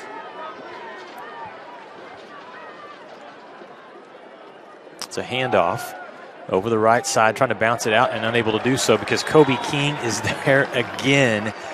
He's going off so far in this first half, number 4, making another tackle. So he's playing, in essence, the weak side linebacker over there. So he just steps up, and they force the play to him, and then he's just able to converge and throw him for a 3-yard loss. That was Jalen March, the sophomore running back. He stays in. Buffs showing blitz and movement. Question is, nope, I think they got the Buffs off sides. I think that Harrison. Offense, number 64. No. It was false start. Harrison did. You're right. He did move, but I didn't see him go into the neutral zone. Okay. And so, there was a flinch, obviously, by the offensive line, and now they're going in the wrong direction. Midwestern State football back at their own 3-yard line. James Cooper Jr. in the gun. And if you're Midwestern State, right, they need a big play just to get a first down and get out of the shadows of their own end zone. Absolutely. March takes the carry. He goes right into the arms of the Buffalo defense. That's J.T. Cavender. Somebody did not block 45, and that's a mistake. Yeah, J.T. Cavender was right there. Also got some help from Andrew Lorenzen. And so both of them were able to come up and converge. No gain on the play. Well, little gain, actually. They gave him about 1.5 yards on the carry. Bryce, we were impressed with the Buffs defense last week, but we were looking at that. And, again, I don't mean this to disrespect Adams State, but you just were wondering how good were the Grizzlies? We know Midwestern State is a solid opponent, and this defense right now is playing nasty again. Yeah, they really are, and they've stepped it up. On third down, they keep it on the ground. The running back stumbled and was only able to pick up 1 yard, maybe to the 4-yard line. So it's punt time again. Anything. Yeah, so it's going to be 3rd and long. And this is not where you want your punter. You don't want your punter deep in your end zone. And so, again, that's really not ideal on special teams. What a start for this Buff defense. The total yards, 55-8. Here they come.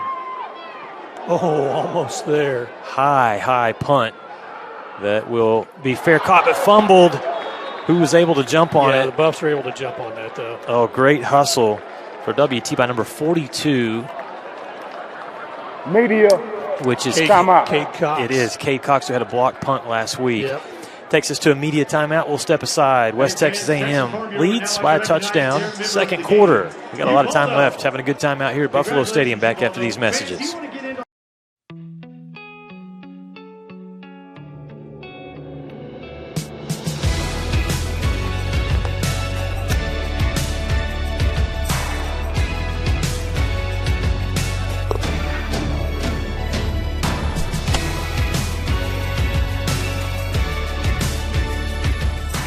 Headquarters and get helped, get fitted, and get your questions answered, and find out about our price matching online today.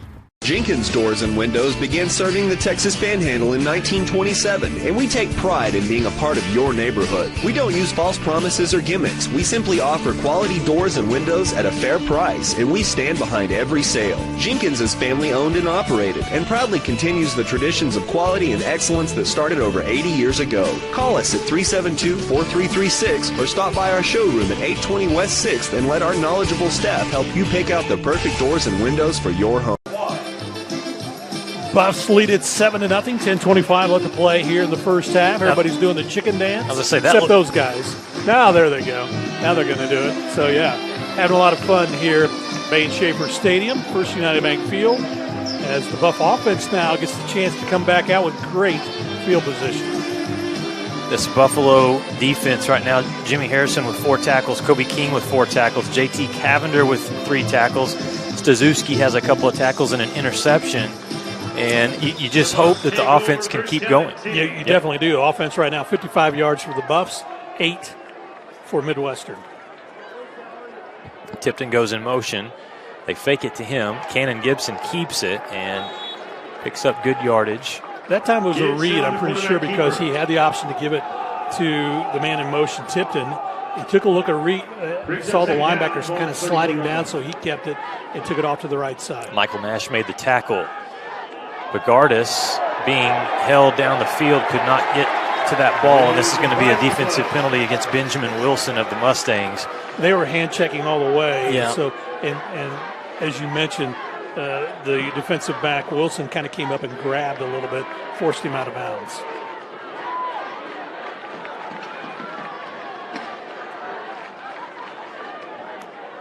First down for WT, waiting to get the official call. They haven't called it. They already moved the ball up, and they're moving the chains, but they haven't called the penalty as of yet.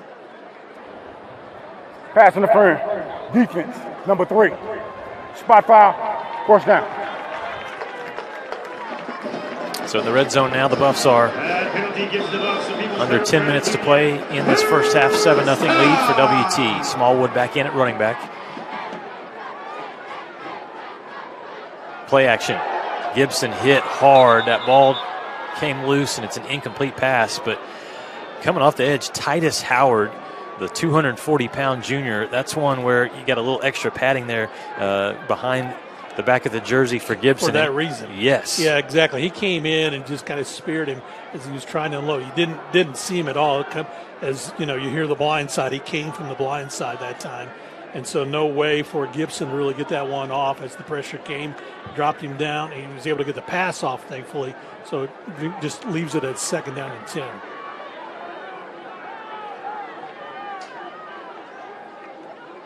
Play action again. They swing it out. Good catch. But going nowhere for the Buffaloes was the receiver, Tyler Sweet. Give credit to number 23 there on the stop, Maurice Perkins. Did we have a penalty? There is a penalty on the play. Back at the 22-yard line. That would indicate holding because I would think it's holding because they pulled a guard actually to go the far side on the left side. No penalty on the play. 3rd down. Okay, so they're going to wave it off. And right. So it looked like they went to the far side and they may have grabbed some jersey, but officials got together. That's what I like. I mean, they just got together, talked it over, and said, yeah, they had nothing to do with the play, so we'll whistle that one. You know, Bryce, that pass a little high for Sweet, and it kind of disrupted it. His energy, his direction that he was going, and so in doing so, that kind of threw him off balance. He wasn't able to plant his feet and go. Buffs have a new right tackle in right now. Tayshawn Pennington, 6'6", 275-pounder, a redshirt freshman out of Houston. So we're shuffling in a couple of offensive linemen early in this game. Play action, they roll Gibson to the right. Looking, nobody's open, and so he throws it away. Buffs wondering why maybe there wasn't a late hit on that one. But I tell you what, Bryce, credit Midwestern State. The coverage was tremendous. Nobody was open. Yeah, they came strong, and they again, their defense has played well. I know they've given up 7, but the Buffaloes really couldn't get in step that time offensively. So credit Midwestern defense. They were put good pressure on WT and now force this try from about 40 yards. All right, Preston Gregg,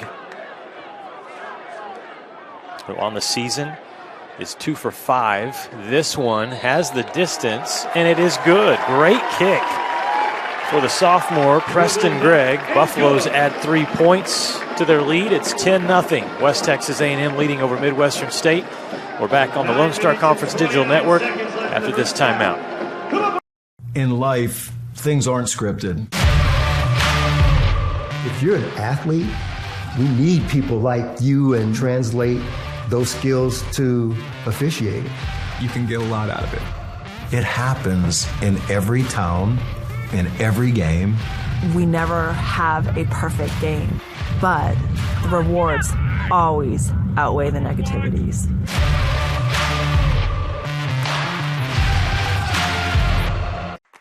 Choosing the right countertops for your kitchen can be tricky.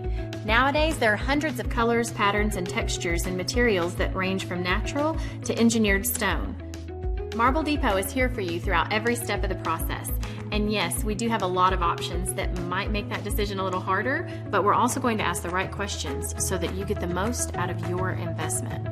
So come by our showroom and let us help create what you've been dreaming of. Bryce, how many could you put in the I think can 2. there? I think I can get 2 in. Okay. I feel confident in my throwing ability. As long as I'm not running, I can throw it in. That looks difficult. It's been difficult for offenses in this first half. It has. Really not much going in the passing department. 18 for the Buffs, only 1 passing yard for Midwestern in this first half so far. That was a 5-play drive that went 18 yards for the Buffs. Preston Gregg connects on a 40-yard field goal. WT in front 10-0, 9:29 left to play in the first half. And here's just an observation. So, I mean, it's 59 total yards to 8 total yards. Offensively, it's kind of messy. The Buff fans right now, they could care less. It's 10-0, and they're having a party. Yeah, they really are. They're enjoying what the defense is doing. And so, again, the defensive unit getting set to come out for the Buffaloes and try to put some pressure on the offensive unit for Midwestern. Some speed back to return for this kickoff here. Cavante Jackson and Tyquan Gilmore. Good kick, though. Nobody's going to get a chance on that one. It went all the way out of the back of the end zone. So good job there for Preston Gregg. You were watching him in warm-ups, Bryce. I was. Preston Gregg, just like that one, he was kicking from 50 yards comfortably, and he had a 54-yarder that went through without any problem. And so I was impressed that he actually was able to really control that. And then Kason Polovoda, our backup, was doing the same thing from the 50. And so, again, I think they look comfortable, and that's what you'd like your kicker to be, is comfortable. 2 tight ends in right now for Midwestern State. Heavy run set, and it is not going to matter because the Buffs bury the play behind the line of scrimmage, led by none other than Kobe King. Number 4, yeah, and we got there quickly. Was able to put pressure on the running back and then forced him back. And so everybody else comes and cleans it up. And so, again, this blueprint for Midwestern is to run the football. And the Buffs so far have read the blueprint and have found a design that works to their defense's favor. You know, WT's defensive coordinator, Levi Gallus, 6 years at Nebraska Kearney, but also, Bryce, 5 years at Eastern New Mexico. Yeah. So he's played Midwestern State before. Yes. He knows what they do, one. And, again, he has been with Josh Lynn for a long time. Empty backfield here for James Cooper Jr., and they took too much time. They were about to get a delay game, and Midwestern State had to signal a timeout, so we'll step aside as well. 8:40 to play here in the second quarter. It's a 2nd down and 13 coming up for Midwestern State. We're back after this.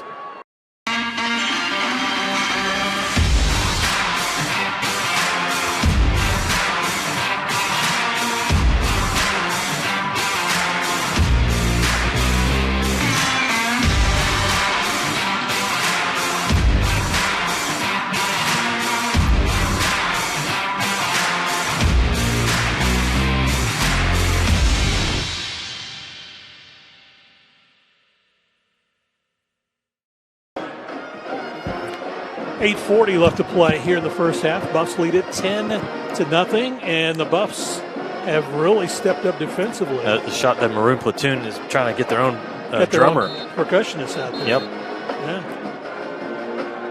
Great crowd here tonight. Yep. For this second home game of the season. Josh Lynn. And, I think that's a lot, too, for the fans. They're not quite sure. Head new coach. What's he bringing to the table? What's the team going to do? And I think they answered the bell last week, and again, they're answering right now, leading 10-0. Second down and long. They send the tight end in motion, set to the left. It's a run play to Cross, trying to cut back inside, and he can't do it. Buffs were there again, down the line. Antonio Iwuagwu doing a good job, and then the linebackers clean it up. Charles Henderson comes in and helps out as well. So they changed that play because they went with the empty backfield before they called a timeout. Then they changed and put a running back in there, and again, the Buffs were ready for the run. And Bryce, I know that Midwestern State wants to run the football, but you have 4 rushing yards. At some point, you have got to try to air this thing out. Yep. It's 3rd down and 13 from their own 22-yard line. They will look to throw on the move. It's a strike short of the first down, though. Tyquan Gilmore makes the catch, but on a 3rd down and long, they ran that play about 4 or 5 yards short of the marker. Well, and he was the only receiver in the pattern, too. And again, so he was set out far to the far side of the field. Again, just goes up as you described it. Went about 5 yards, turned out, got the catch, then walked out of bounds. And so that'll bring up a 4th down. Punting situation for the Buffs, for them to punt to the Buffs.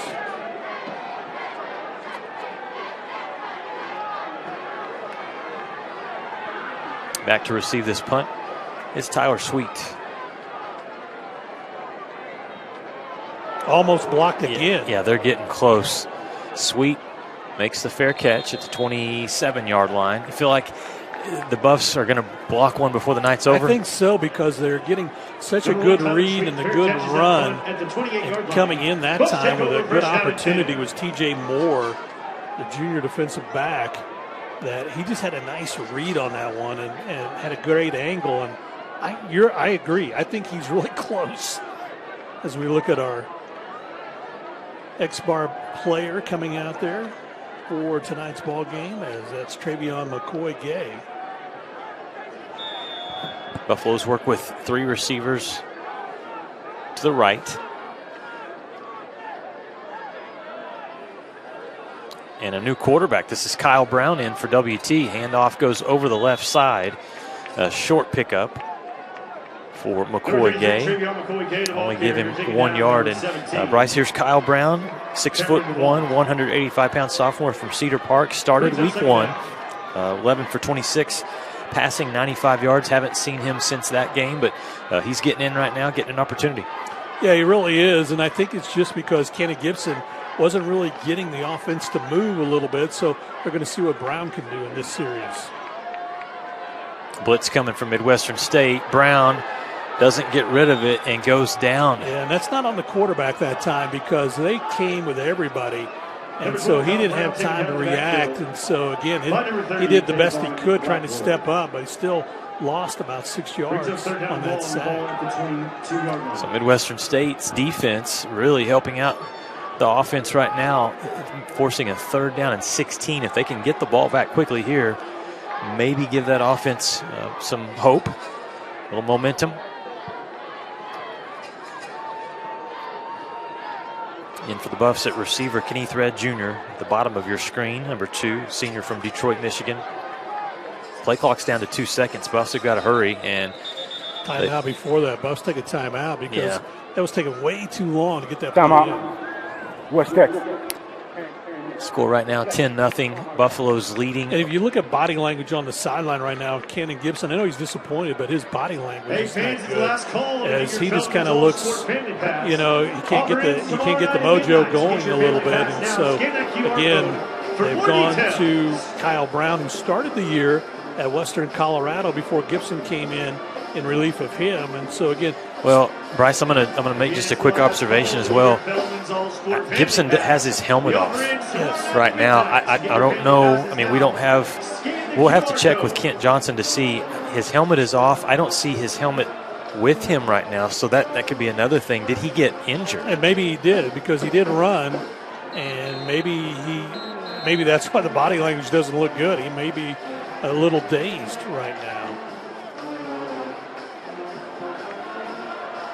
As he works his way back, as they got the play sent in. 3rd and long for the Buffaloes, 5:54 left to play in the first half. Buffs lead it 10-0.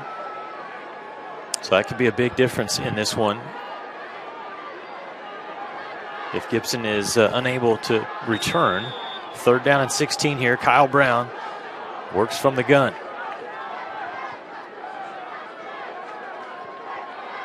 Midwestern State sits back this time. Brown looking downfield. He's going to run it. A penalty marker flies in. Brown gets yardage to the 31, but this could be coming back again. I have a feeling they'll decline it, though, if it's against the Buffaloes for holding. Make it 4th and 7. Make it 4th and about 7 or 8. And so they'll mark this one where he got to, which is the 31-yard line. They're looking over at Midwestern to see what Bill Maskell wants to do, and I guess he's going to decline it. But maybe not. I don't know. He may force him back.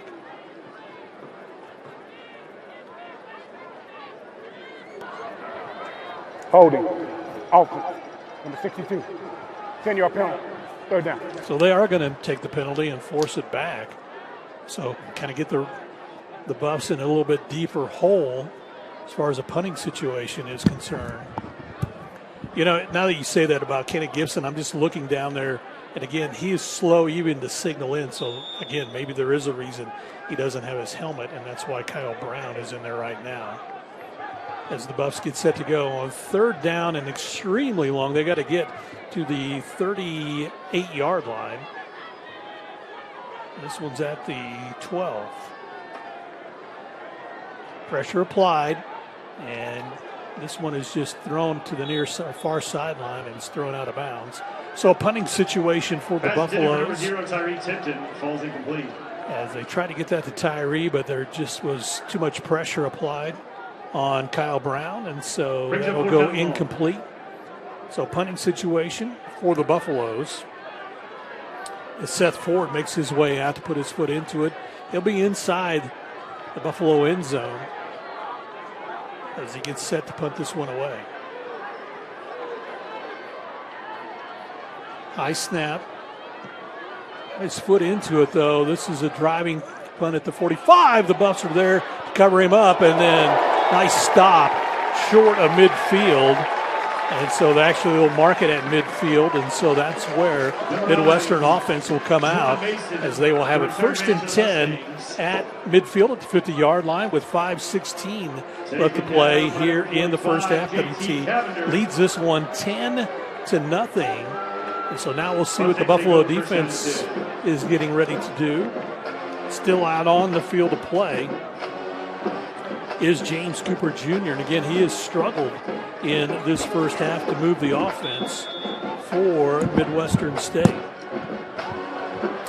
All right, Mustangs with a good opportunity here. Ball right at midfield. It's a handoff to Cross, trying to get to the edge. Gains a couple. Good pursuit on that far side by the Buffs defense. Defensive backs coming up. Charles Henderson from the corner spot. There you see Kendall Brewer. Kendall had the big hit last week on special teams. We just saw another big hit as well.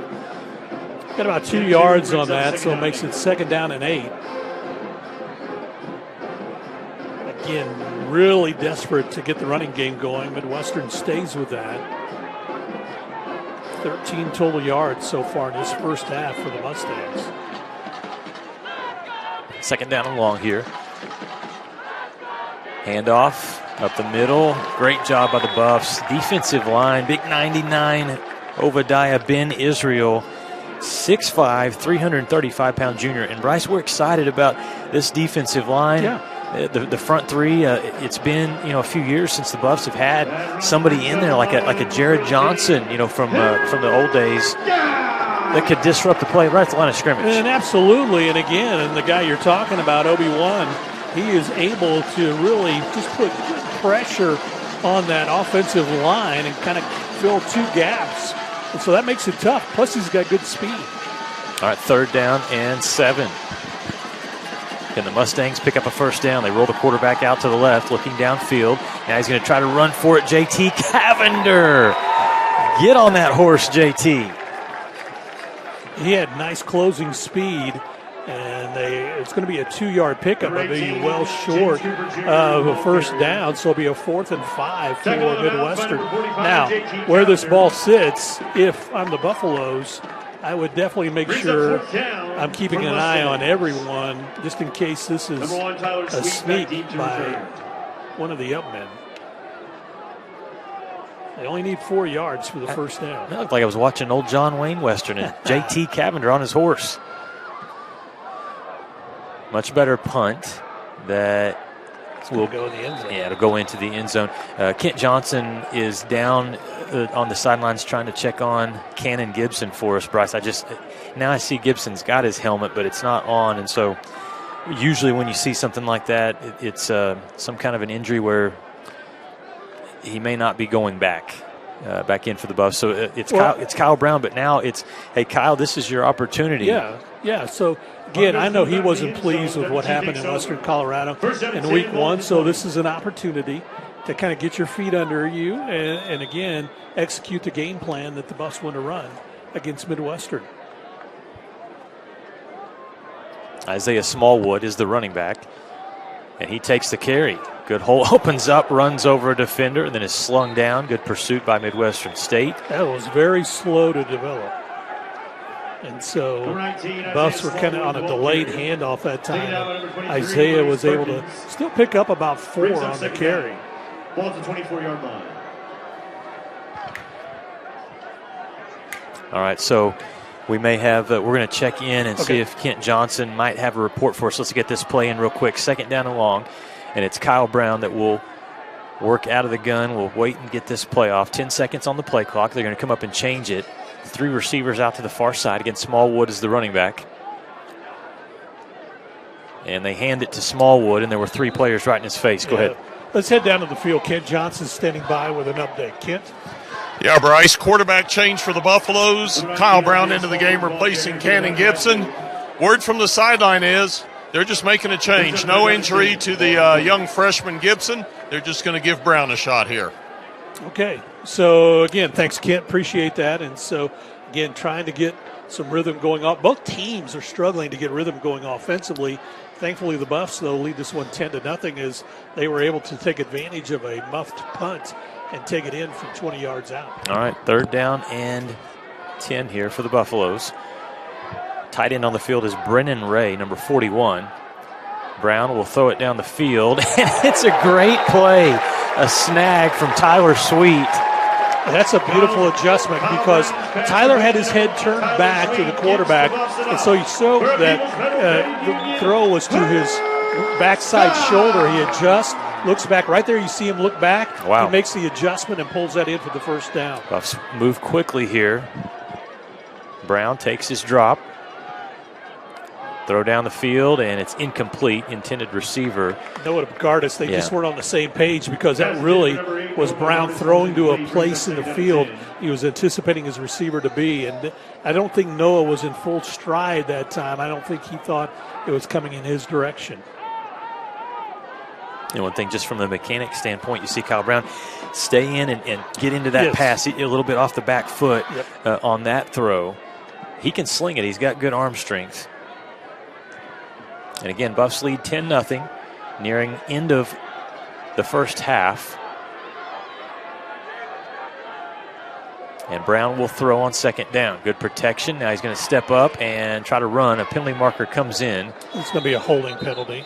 And the Buffs, again, trying to control and hold Titus Howard. And that one's going to be against WT. And this is a difference. Talk about the arm strength of Kyle Brown. There is a difference, though, when the play breaks down, just does not have the same speed as what Cannon Gibson does, and so that changes things up a little bit there. And probably, honestly, Bryce, changes things up for offensive coordinator Chase Kaiser in, play calls and what you're doing offensively. But as you said earlier, offensively with Gibson a little off, and it's really been the defense. It's been a shank punt. Absolutely. And a field goal Absolutely. From Preston Gregg. because Midwestern State right now could say their defense is playing pretty well. Which they are. Smallwood breaks a tackle, stays on his feet, and is going to be just 2 yards short of picking up the first down. No. 2 yards short of getting the yardage back. I know you were. I saw what you were looking at too, and unfortunately, I forgot it was about a nice gain. Forgot about the penalty, Bryce. 3rd down and 12. There we go. Full disclosure: this is my 3rd broadcast of the day, but first football broadcast. This is true. I'm going to settle in, folks. Yeah, this is true. Don't cancel me yet. All right, 47 seconds left in the half.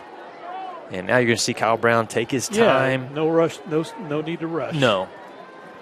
Midwestern State with be a handoff. 2 timeouts remaining. It is a handoff to Smallwood. Trying to make something, spinning across the 45. What a run from Smallwood. He gets to the 49-yard line. Needed to get just to the 50. Yeah. They need 1 yard. And again, that was all Isaiah. Nice effort that time, as he just kept churning the feet and was able to push it forward. And so now the Buffs make a decision.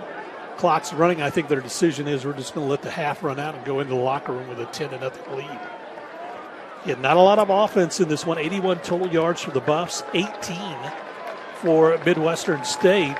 So both teams are going to have to kind of adjust what they want to do offensively here in this second half. Now, Kent Johnson will visit with Josh Lynn before we take you to commercial break. Buffs leading by 10 points. And again, if you're the defensive coaches, the defensive players, you're obviously very excited about what you're seeing here in this first half.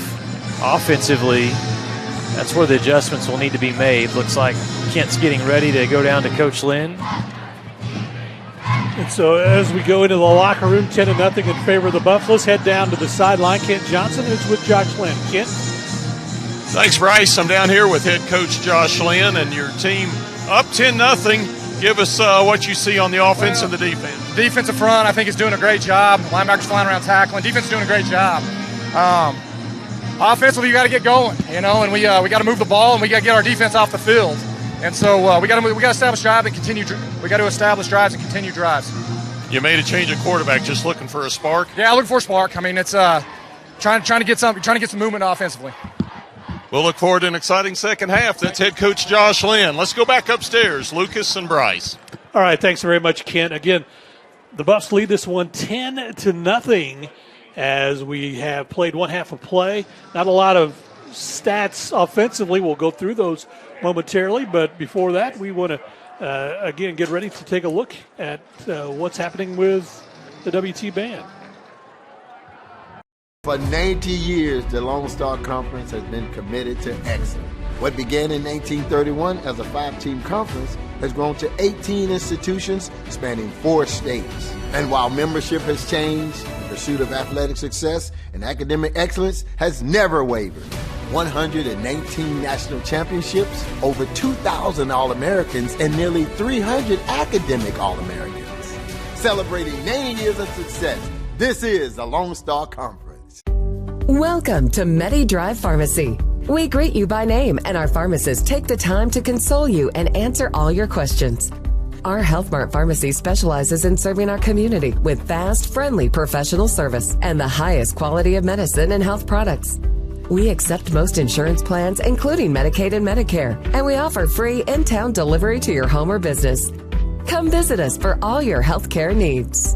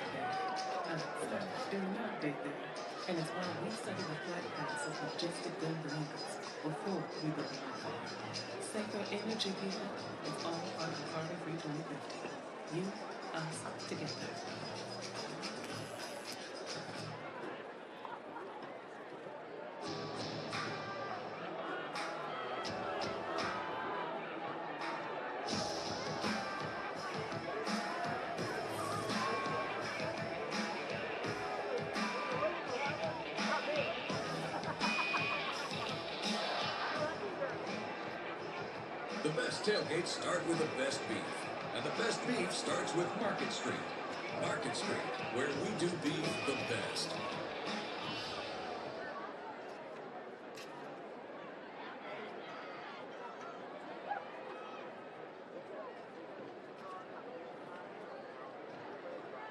Formed in 1981, the heavy metal band Metallica quickly became known for their signature fast tempos, instrumentals, and aggressive musicianship. The WT Marching Band begins tonight's program with the Unforgiven, Hit the Lights, Seek and Destroy, Luxy-Turner, Wherever I May Roam, Fade to Black, Enter Sandman, For Whom the Bell Tolls, Creeping Death, and Master of Puppets. Directed by drum majors Tobin Brooks, Aaron Hines, and Dylan Martin, and assisted by conductor Spencer Owens, Jack Montgomery, and Sud Beasley. The sound of West Texas invites you to sit back and relax. Get your popcorn and snacks as you enjoy our 2023 Marching Band collection of Metal.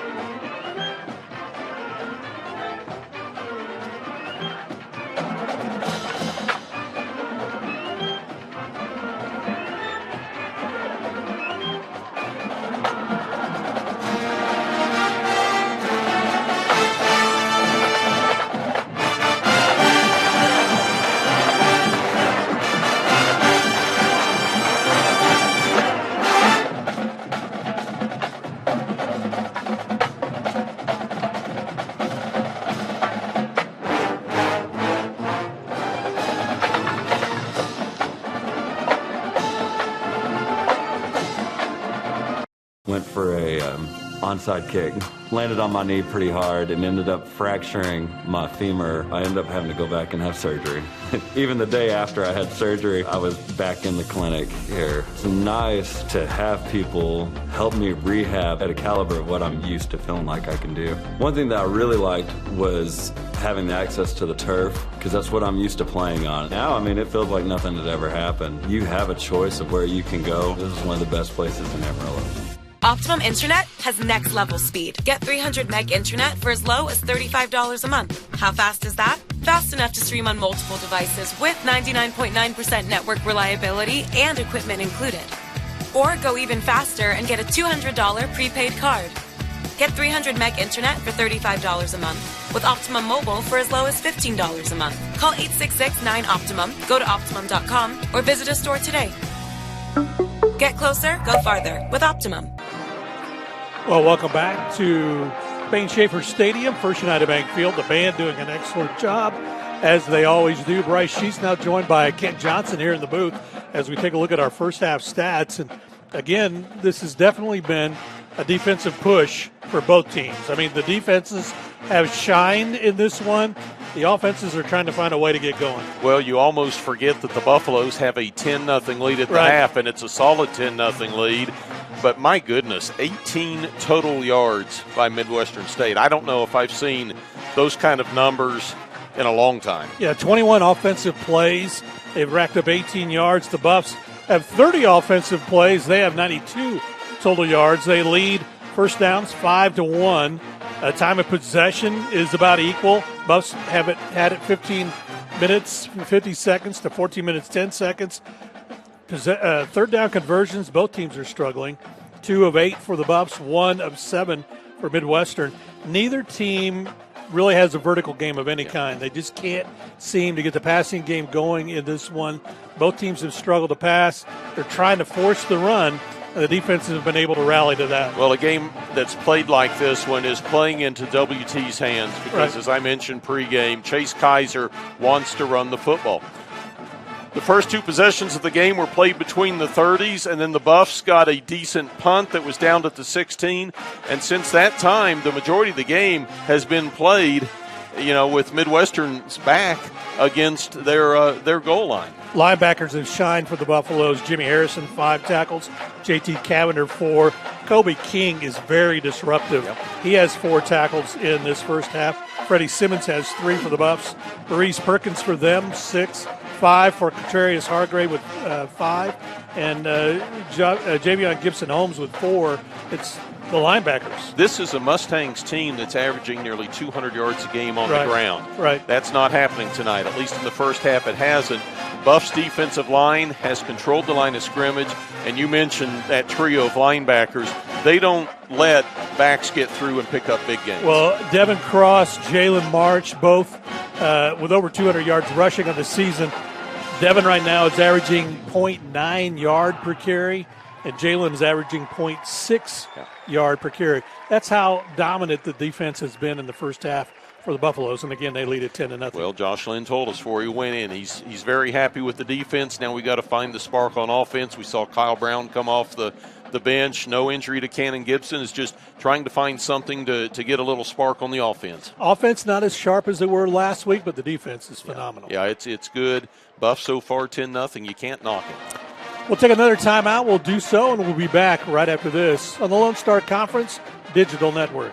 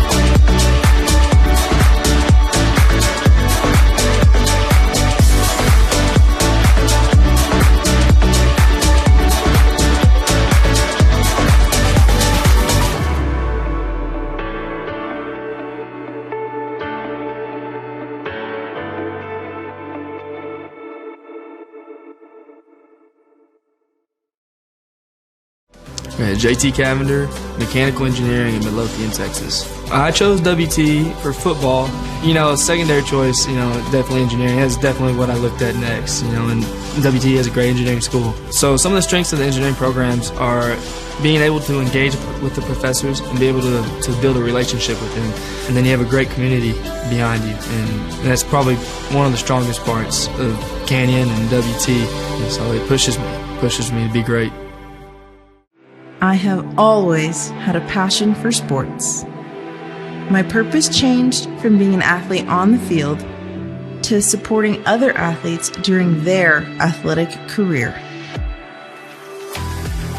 The athletic training program has given me opportunities to directly impact players on and off the court. Through my clinical hours, I have gained the knowledge and create rehab programs to help athletes play the sport they love.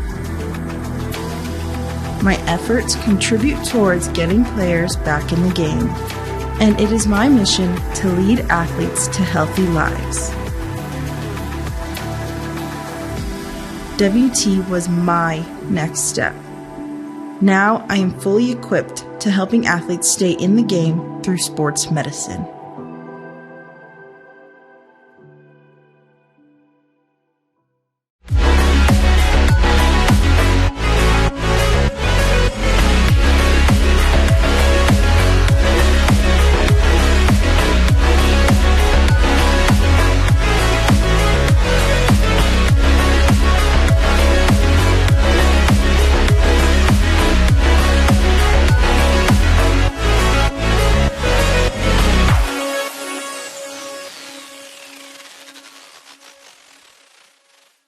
My name is Jason Harris. I'm from Austin, Texas, and I'm a senior majoring in computer information systems with a minor in marketing. I know I always had to pursue a career in computers because that's where the world's going. I'm good at it. Why not? But I also have a passion for creating content with my camera. I love photography, videography, and eventually I want to start my own marketing firm. I also want to keep growing, gaining more knowledge, so that way I can actually pursue the career that I want. As far as my favorite professors here, I learned more about business, management, and all aspects of that from him than I've learned from anybody else. Best class I've ever taken in my life. He just gives me a perspective on the world that I never had before. And it made me realize that there's a lot more out there that I can do, and more out there that I still need to do and experience to become the person I want to be. WT special, because I came in as an engineer. I discovered my love for photography, and I was able to branch out into my love for business. And it all let me do that without any pressure or any criticism. And without that, I wouldn't be who I am right now. I'm learning the skills I need to be successful right here, right now.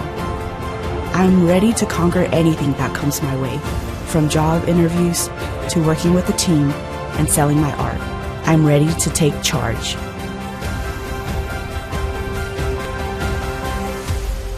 WT was my next step, and I am on the path to becoming a successful art director.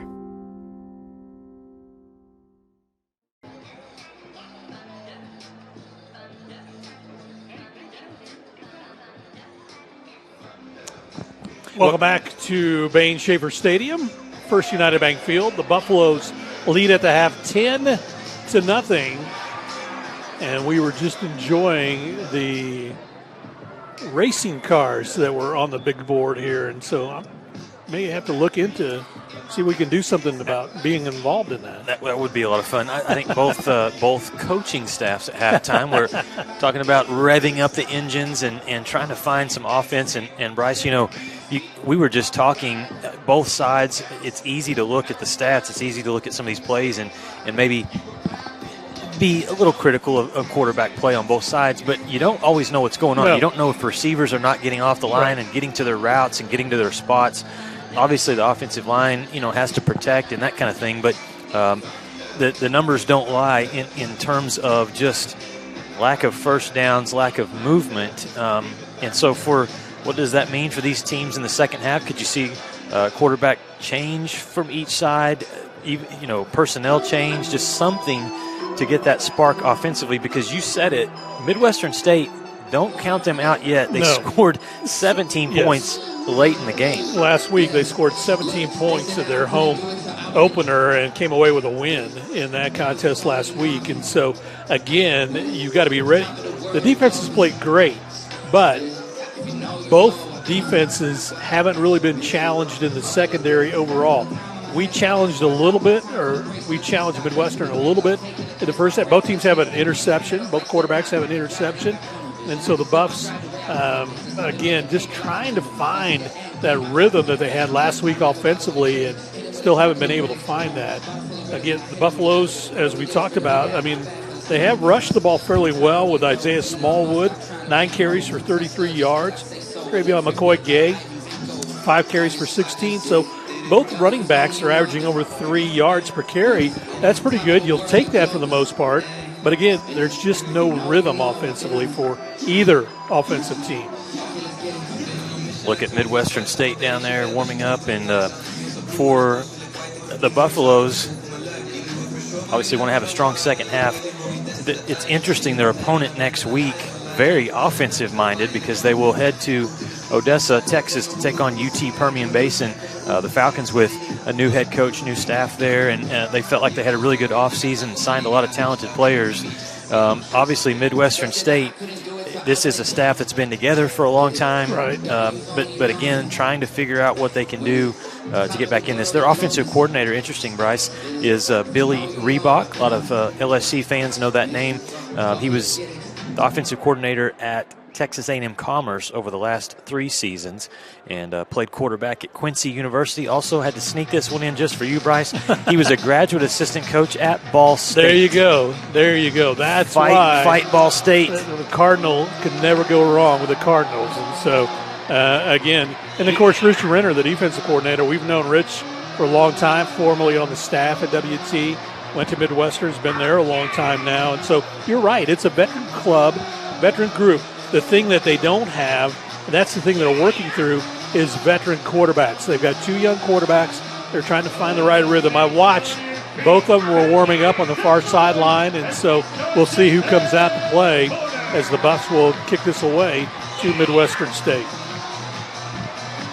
Crowd getting into it again. We're seeing some good shots here of the Maroon Platoon. They're already bringing out, Halloween is still almost a month away, and they're already bringing out the face paint, the belly paint, popular with the students, and they are making a lot of noise down there. Again, they put that Maroon Platoon behind the opposing team's So I'll just tell you sideline. real quick, right now, still warming up over there at the sideline is Zach Keene. So we'll see if he is the quarterback that comes out here to start the second half. Second half underway here at Bain Schaefer Buffalo Stadium. And this one goes over the head of the return man. Again, great kick from Buffalo's kicker, Preston Gregg. For the defense for WT, Bryce, can they keep the same energy level that they had? True, and that's the thing, too. And as Coach Lynn talked about, you've got to sustain some drives offensively to give your defense a breather. Both teams are wanting to do that, obviously, to see if they can sustain some drives. And it is same quarterback? I believe so. Yep. So it is James Cooper Jr. that's coming out to run the offense for Midwestern. Receiver comes in motion, and on first down, they're going to throw.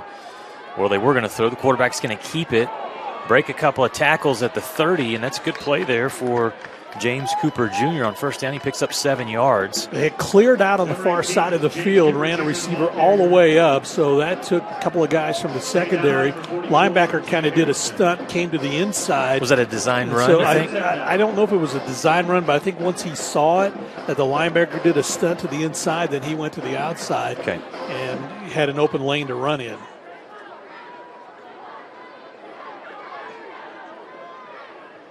Again, one of the better plays for Midwestern State so far, breaking a tackle is Cross, and then he's hit hard, pinballed a couple of times. He's going to get the first down, though, because he got across the sticks. Okay, good run there for Cross.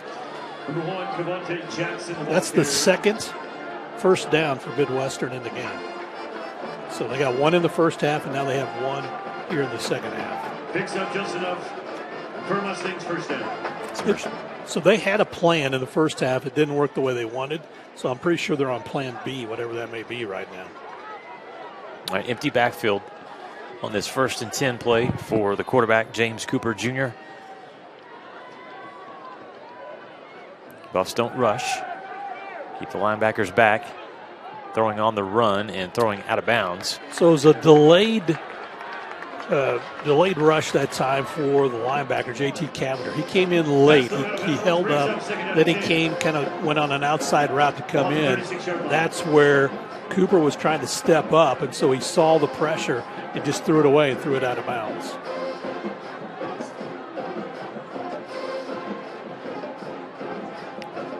long look at the far sideline with, again, they've got 2 receivers to the right, 2 to the left. Out of the gun, they send the running back out in the flats March. Toss it out to Jalen March, and he gets up near the 40-yard line. Good job tackling out there from both Simmons and the linebacker, Jimmy Harrison. Well, Kobe King forced him back to the inside as he kind of broke up the route he was trying to run, took out the blocker that was in front, and so in doing so, forced him back to the inside. Still picked up 3, but it brings up a 3rd down and long. Staying in at running back will be Jalen March. 3 receivers out to the far side. Buffs bring pressure off the edge. Quarterback being chased from behind. Throws the ball incomplete. It was trying to go down to Tyquan Gilmore. Good pursuit from the Buffaloes from behind by Jimmy Harrison, and it forces a punting situation here for Midwestern State. And Kendall Brewer made sure that he tripped that one up, too, because there was a receiver over there that Cooper was trying to get to. Kendall Brewer came up and was able to flip the ball in the air to prevent that from being caught, and so that'll force a 4th down and long. Punting situation for Midwestern. Pressure there again. All right, Tyler Sweet is going to take this one. Chance to bring it back from the 15. Stumbled, now gets back on his feet and is able to get close to the 20-yard line. Good pursuit again from Midwestern State's punt team. Yeah, the linebacker on him was able to kind of sidestep him, but there was other pressure that was there to wrap him up and not allow him to get a big return. All right, this will be Kyle Brown that will come on the field to start at quarterback here in this 3rd quarter. The Buffs take over, 1st down and 10, ball at the 20-yard line. And the running back this first series will be Travian McCoy-Gay. See what the Buffs offense can do. Shaq Brown is the tight end. They move him in motion from right to left.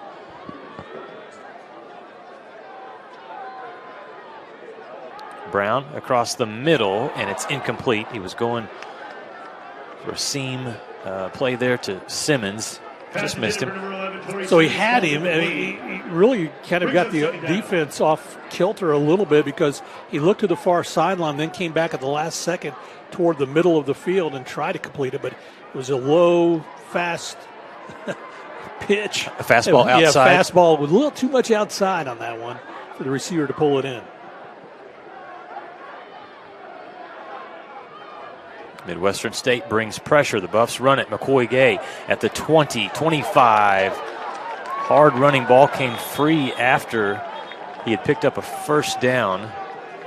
That'll move the sticks. McCoy-Gay comes out. You see the jersey hanging down, the shoulder pad exposed there. Gets help from his teammates. Hard run. Yeah, he got wrestled down pretty strong, but again, nice double blocking up for the Buffaloes on that particular run because they had Shaq that came to the near side. He did a cutback. He kind of cut back against the grain a little bit.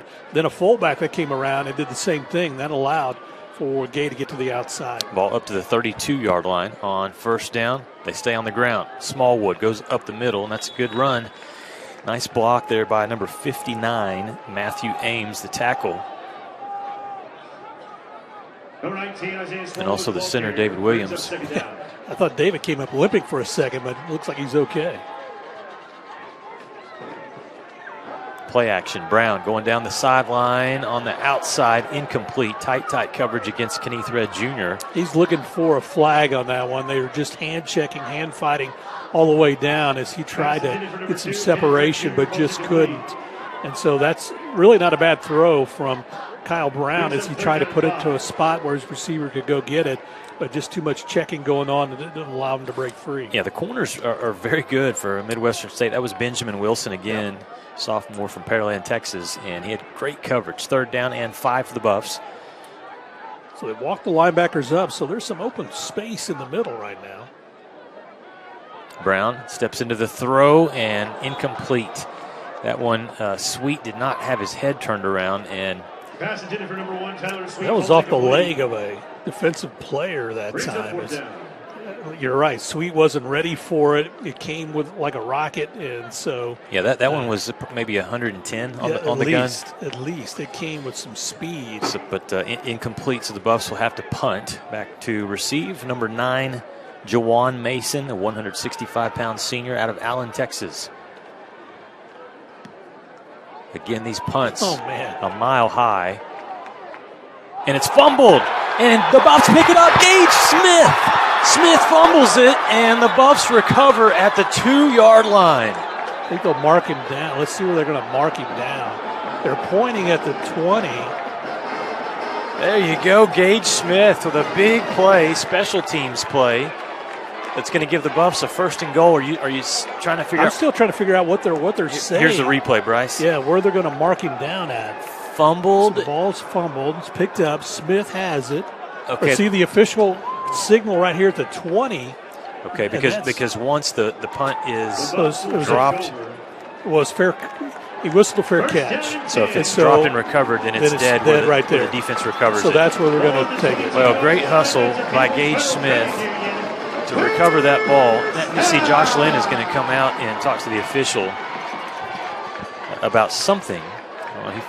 Yeah, and I think that's what he's asking about. But again, if you're going to give an attaboy. The word on the play was the muff of the punt recovered by West Texas. 1st down. Okay, so it's a difference on whether it is a full recovery, the return man makes a move, then fumbles, versus a muffed punt. Right. And we're having to go deep into the rule book tonight, Bryce.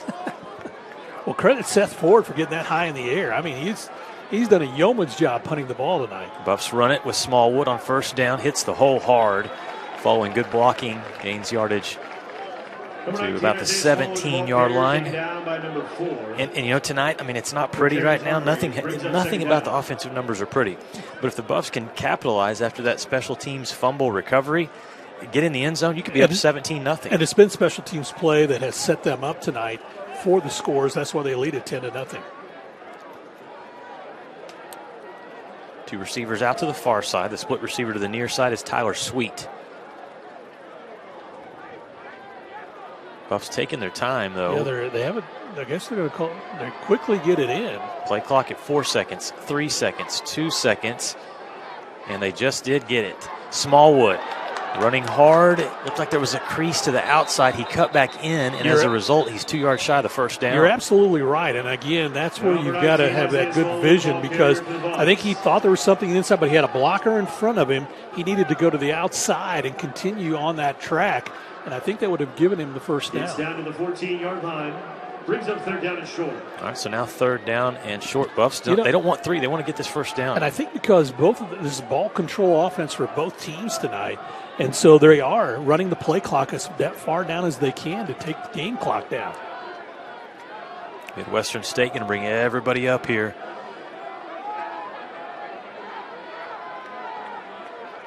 Brown just barely got that snap, handed it off to Sweet. He did not get it. Not great close pursuit. at all. I mean, it was a loss of a yard.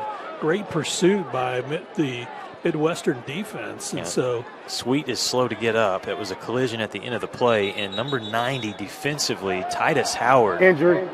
Timeout. Put a big hit on Sweet. Buffalo players a little frustrated there. Sweet gets up and comes off under his own power, so good to see that. But Bryce, it's back-to-back plays. One where Smallwood needs to see the opening to the outside. The last play, the play clock's running down. The snap. The jet sweep hasn't really worked tonight, and so that's something that, again, I know you're taking notes and you're putting things down in your offensive game plan, but if that hasn't worked, then maybe a different reverse of some kind may come into play. Buffs having to hurry to get alignment out there. Special teams. Spot the ball at the 16-yard line. This is a 33-yard field goal attempt.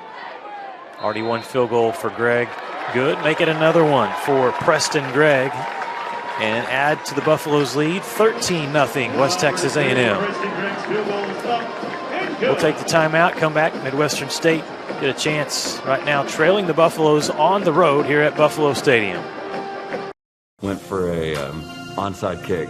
Landed on my knee pretty hard and ended up fracturing my femur. I ended up having to go back and have surgery. Even the day after I had surgery, I was back in the clinic here. It's nice to have people help me rehab at a caliber of what I'm used to feeling like I can do. One thing that I really liked was having access to the turf, because that's what I'm used to playing on. Now, I mean, it feels like nothing had ever happened. You have a choice of where you can go. This is one of the best places in Amarillo. Optimum Internet has next level speed. Get 300 meg internet for as low as $35 a month. How fast is that? Fast enough to stream on multiple devices with 99.9% network reliability and equipment included.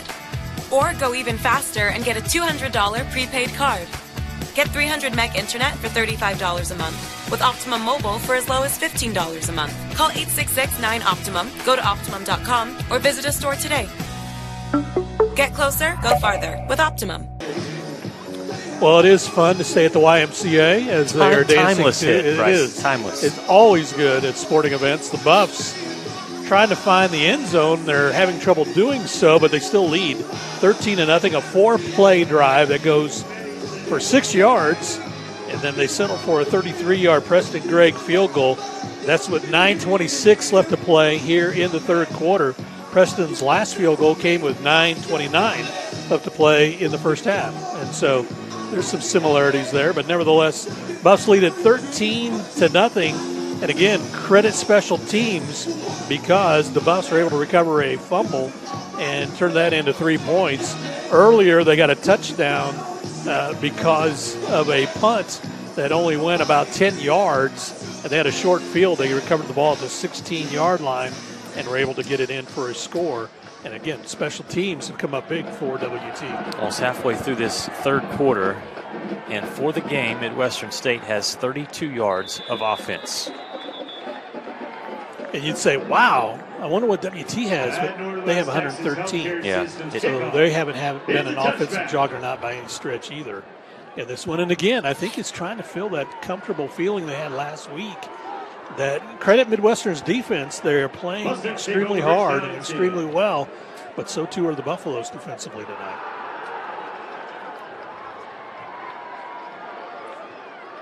Mustangs come out with James Cooper Jr., and we'll see at running back to start this series, Jalen March. Neither running back has been able to get that big gain to this point. Trying to get around the edge, not going to happen. Gage Smith does his job from the safety spot, which allows the defense to come in and make tackle number 56, Dylan Parcher on the stop. There's some different guys in there defensively too. And again, it's nice to see no drop-off in the competitive edge for the Buffs. Gain of 2, second down and 8. Throw on target. That one complete to number 86 for Midwestern State. He had a linebacker, Braylon Sugg, on him as, again, Justin White able to pull that one in. But his momentum carried him out of bounds. He couldn't turn upfield in order to try to pick up the first. So that brings first down. So that brings 3rd and 4. Getting the receiver on that catch, Justin White Jr., redshirt freshman from Dallas. 3rd down and short here for the Mustangs. Empty backfield, so that allows the quarterback, Cooper, the opportunity to run. Which he's done a lot tonight. Yeah, if he sees an open lane. Across the middle, receiver open, catch made, and that'll be enough to move the sticks. Taking a big hit after hauling that one in. And signaling first down, yeah, you got it, 86, Justin White Jr., back-to-back. Pass completed to number 86, Justin White. So the Buffs changed secondary personnel. Taken down by number 22, for Gage Smith. Cooper, Gives the Mustangs an up for a first down. 5 and 9 in the passing Ball department 38-yard for line. 16 yards. Check it, sorry, 5 and 9 for 23 yards.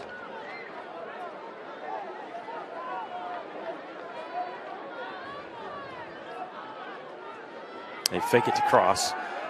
Play action, deep throw down the field, and a penalty marker comes out at the end of that play. Did the Buffs? They may have hit the quarterback after he threw the ball. We'll check and see. Defensively, step for step, was Ledford Calder First and 5. Jr. Roughing the passer. 91. Defense. 15-yard penalty. First down. That's one where I'm just going to guess, Bryce, that Goo could not stop that forward momentum. Just came downhill and got in the quarterback's face. He's going to come over and talk to the defensive coaches about that one. That's a big mistake there. The 15-yard penalty marches the football on the other side of the 50. Midwestern State in Buffalo territory.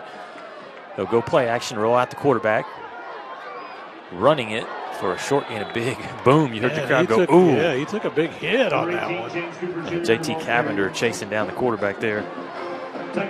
James Cooper Jr. Bryce, the play before, if you wondered if Cooper Jr. can throw it, I mean, he threw it way down the field. Yeah, over the head of his intended target, too. And so he does have an arm.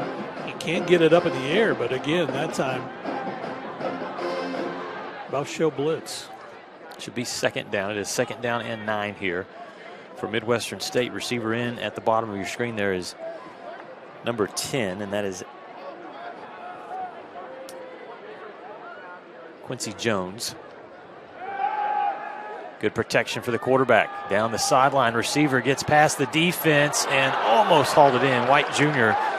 was open. Fortunately for the Buffs, the pass was dropped. Yeah, he just kind of let that go through his hands because he was open, had good speed, got down there, and just couldn't pull that one in. And so now you're seeing a bit of a shift for Midwestern's offense as they're going more, trying to air it out a little bit, trying to stretch the secondary.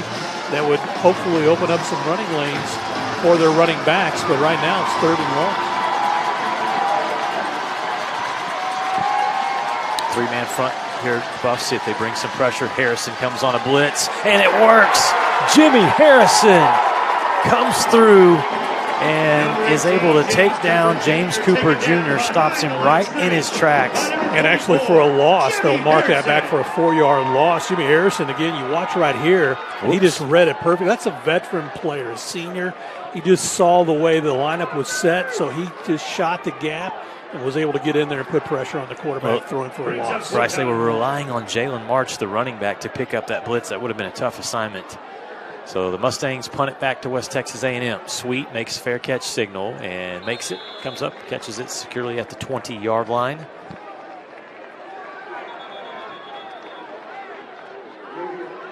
And that'll take us to the media timeout, so we'll step aside. Looks like they're getting ready for the battle balls. They're down there. This is always gets crazy. We'll take the timeout. Buffs lead 13-0, pitching a shutout here at home. We're back after these messages. One West is the comprehensive fundraising campaign designed to fuel WT 125 from the Panhandle to the world. We will strengthen WT's impact for the Panhandle region and beyond through a historic, comprehensive campaign, raising $125 million by 2025. The campaign's 3 priorities: people, programs, and places. Now is the time to make a difference for current and future generations. One West.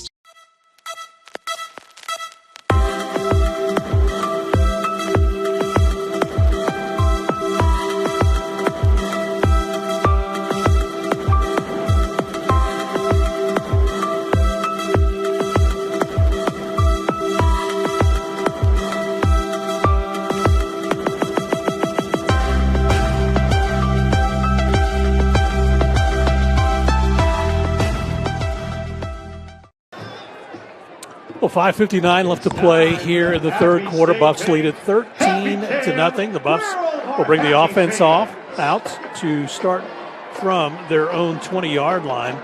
And again, total yards, 113 for the Buffs so far in the ball game, 42 for Midwestern State. The Buffs have 36 yards through the air and 23 through the air for Midwestern. 19 on the ground for Midwestern, 77 for the Buffs. All right, Kyle Brown will work out of the gun. Again, came in the first half in replace of Cannon Gibson. Running back is Isaiah Smallwood on first down. Smallwood pitches it. Actually, that was McCrary that was in at running back. Excuse me, that was Ben McCrary that they gave it to. The redshirt freshman running back there, and they were going to go with a little trickery. Pitched it back to Kyle Brown, and Brown drops the ball. That play did not go as designed, and now the Buffs are back at the 10-yard line, and it's second down and 21. Yeah, inside the 10-yard line, so that just didn't look pretty at all. And so, it almost looks like both offenses don't want to really show anything on tape for the rest of the conference play, and so they're kind of being vanilla. Handoff over the right side. McCoy Gay with some shifty moves at the 20, 25, breaks free. Run TMG. Deep into Mustang territory, down the sideline, pushed out of bounds in the red zone. And that was a great block. It allowed him to cut back toward the middle, got to the second level, and then it was a foot race. Biggest play of the night offensively for the Buffs. One gets everybody excited. Yeah. Look at this. There's that block. And then just plants his foot, cuts back to the inside. And then it's a foot race. And, again, credit defensively coming down is Peyton Shaw as he just runs him down out of bounds inside the 20-yard line. Well, Bryce, I saw 3 wide receivers on that play get great blocks. Buffaloes love to see that. First down play, back on the ground, and this time it's not going to work. Midwestern State there for McCoy Gay. First man through was number 94 defensively. That's Michael Nash to make the tackle. Again, that's where Gay runs so far. I would almost give him a breather and let him catch his breath as they give it right back to him. And he may have picked up, he didn't even pick up anything. They marked him down at the line of scrimmage.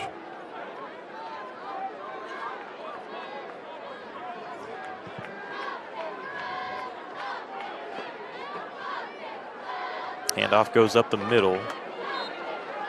Short gain. Again, that defensive line there. Titus Howard and company to make the stop. And if you're Midwestern State, defensively, you're bringing pressure. And you're saying, we will make you beat us trying to pass the ball. Right. McCoy Gay obviously got that big run earlier, but I think still the recipe is to stack the box and to try to not let WT beat you with the ground game. Defensive coordinator Rich Renner, 15th season at Midwestern State. Third down and long. Brown will throw here. Takes his drop. Steps up, throws, complete. It's Casper at the 10, at the 5. Runs over a defender. Ryan Cosper, touchdown Buffalo. Again, tight end coming across, and so he came in for Shaq Brown, was on the left side, went up in the pattern, and then comes across the middle. Brown got him a nice pass, or Kyle Brown, excuse me, got him a nice pass, and he was just able to take that in as you watch. So he'll step up here, got blocked actually, and then comes across the middle. And so he's able to get that one. Then it's a foot race to the end zone, and boom. That's how you finish. That's how you finish. Exactly. Gets in for 6. So Kyle Brown to Ryan Cosper, the sophomore from Albuquerque. Add on an extra point from Preston Gregg. It is all West Texas A&M. Buffaloes lead this one 20-0. 3:14 to play here in the third quarter. We're back with the kickoff right after this. Welcome to Shimon Dental Group, where every day we're excited to see our patients and treat them like family. We are dedicated to providing you with the highest quality care in a friendly and comfortable environment. Shimon Dental Group's patient-focused philosophy puts your needs front and center. We are constantly investing in leading-edge technology. Innovations that speed the treatment process and improve aesthetics. We're expanding the breadth of our cosmetic and restorative services through training to provide the best possible outcomes.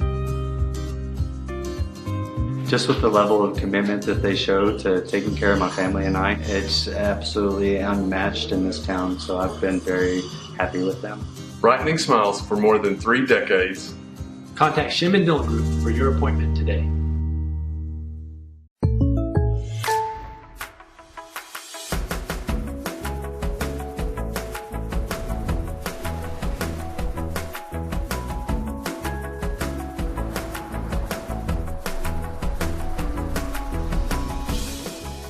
The State Farm Personal Price Plan helps you create an affordable price just for you.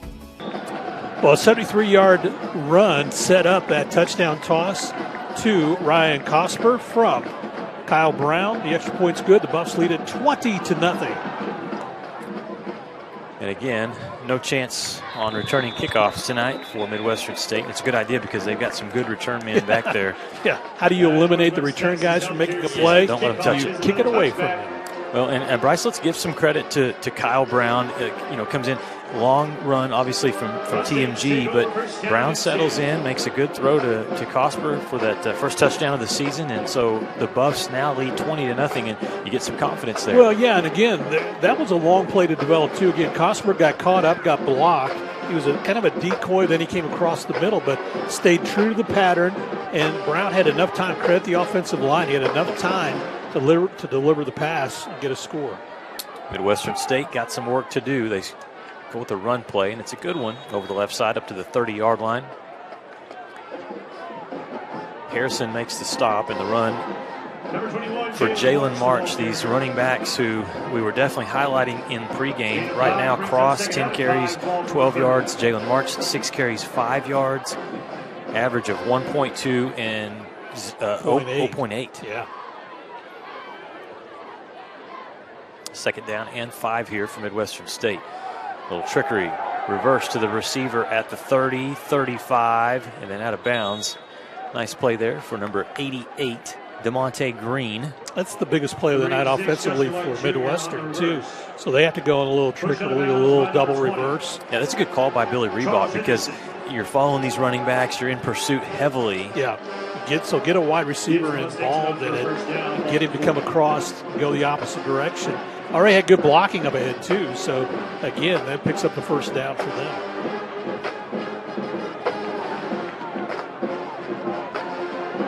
Two tight ends set to the left. Cooper Jr. in the gun. Will hand it off. Cross cuts back inside. He's cut down from behind by Harrison. After a good run, gained about 2 or 3 yards there. Starting to find a little something that they like. Jimmy Harrison. And you're seeing Buffs sub in 3 and 4 defensive players at a time. You said it last week and this week, Bryce, some good depth on this defense for the Buffaloes. And they need it, and obviously that's why you're subbing them in, because you want to give everybody some rest, because the defense has been out there quite a bit tonight. And so, again, give them a breather so they can catch their breath and get out there full speed. Buffs bring pressure. Harrison in the face of the quarterback. The throw is going to be long. And it was making sure there was not a late hit there on Harrison. He came screaming in off the edge. Well, he did. It was a delayed blitz once again, and so nobody picked him up, so he had a beeline for the quarterback, and just as soon as Cooper was getting ready to throw it, he hit him. And so I think that caused that pass to go a little further because he had to get rid of it quickly. And so now it brings up a third down for the Buff defense. And just hear that crowd get into it again here at Bain Schaefer Buffalo Stadium, First United Field. They've been into it from the get-go. 1:23 left in the third quarter. Buffs up 20-0. Empty backfield. Quarterback throws too high, too hot for the receiver, and that is a throw, Bryce, that has got to be made. White Jr. coming across the middle. He's got a lot of space, and if that's on the money, that's a first down and then some. I'm not too sure, though, the linebacker did get a hand on it and tipped it. Okay. And so that may have, kind of thrown the pattern off a little bit, because I saw a hand go up when the ball came through. I'm not sure if it was tipped or not, but it sure looked like it, and that may have kind of thwarted the pass attempt. So again, Tyler Sweet back to receive this punt. How many punts does Midwestern State have I have tonight? to look this up here in a minute. This is a high spiraling kick. Sweet is going to fair catch it at around the 15-yard line. Yeah, too many for Bill Maskell's liking, I can tell you that. And West Texas A&M is going to bring this offense back on the field with a 20-0 lead. 1 minute, 11 seconds left in the third quarter. So 8 punts for a 31-yard average for Midwestern. Yeah, that average low, because remember the 8-yard punt back in the first half. 4 punts for a 37.5 yard for the Buffaloes.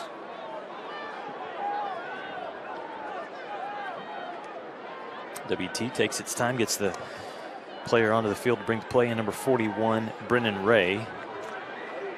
McCoy Gay, the running back. So double tight end set on the near side. Handoff goes to McCoy Gay and picks up decent yardage, tracking him down from behind. Jordan Crawford is his defensive front. They have been as good as advertised for Midwestern State through most of the game. No, they really have. And again, they're big too. That's the other thing, is they have good size that they're able to kind of push themselves around a little bit. Good backups as well. And so, again, they're fairly deep up front, and that makes a big difference for them defensively. Allows the linebackers some freedom to kind of move a little bit. And so, again, it's a little different than the Buffs defense. They run a 4-3 where the Buffs run a 3-4. Right now the Buff receivers can't decide which side of the field they want to line up on. Shaq Brown will motion. Play clock down to 4 seconds. Brown takes the snap. They stay on the ground. McCoy Gay trying to get to the edge. Cuts back inside. Has a first down. McCoy Gay move those sticks with number 33. Well, they moved Shaq Brown from the right to the left side, and that is where McCoy Gay ran. Kind of let his tight end kind of do a lead block up ahead of him. And so he was able to pick up the first down on a nice scamper across the 30. Buffaloes are going to let this clock run down. Take us to the end of quarter number 3. West Texas A&M trying to complete a shutout, trying to win their conference opener here against Midwestern State. In case you're wondering, Bryce, last time the Buffs had a Lone Star Conference shutout, you got to go back to 2012, homecoming against Abilene Christian, 36-0. Wow, that was a while. All right, we will take a timeout, come back, and have quarter number 4 here for you from Bain Schaefer Buffalo Stadium. Where are we going and how are we going to get there? Get there with room to spare in your new Ford Expedition from Tri-State Ford on I-40 at Ross. Grab your friends and go.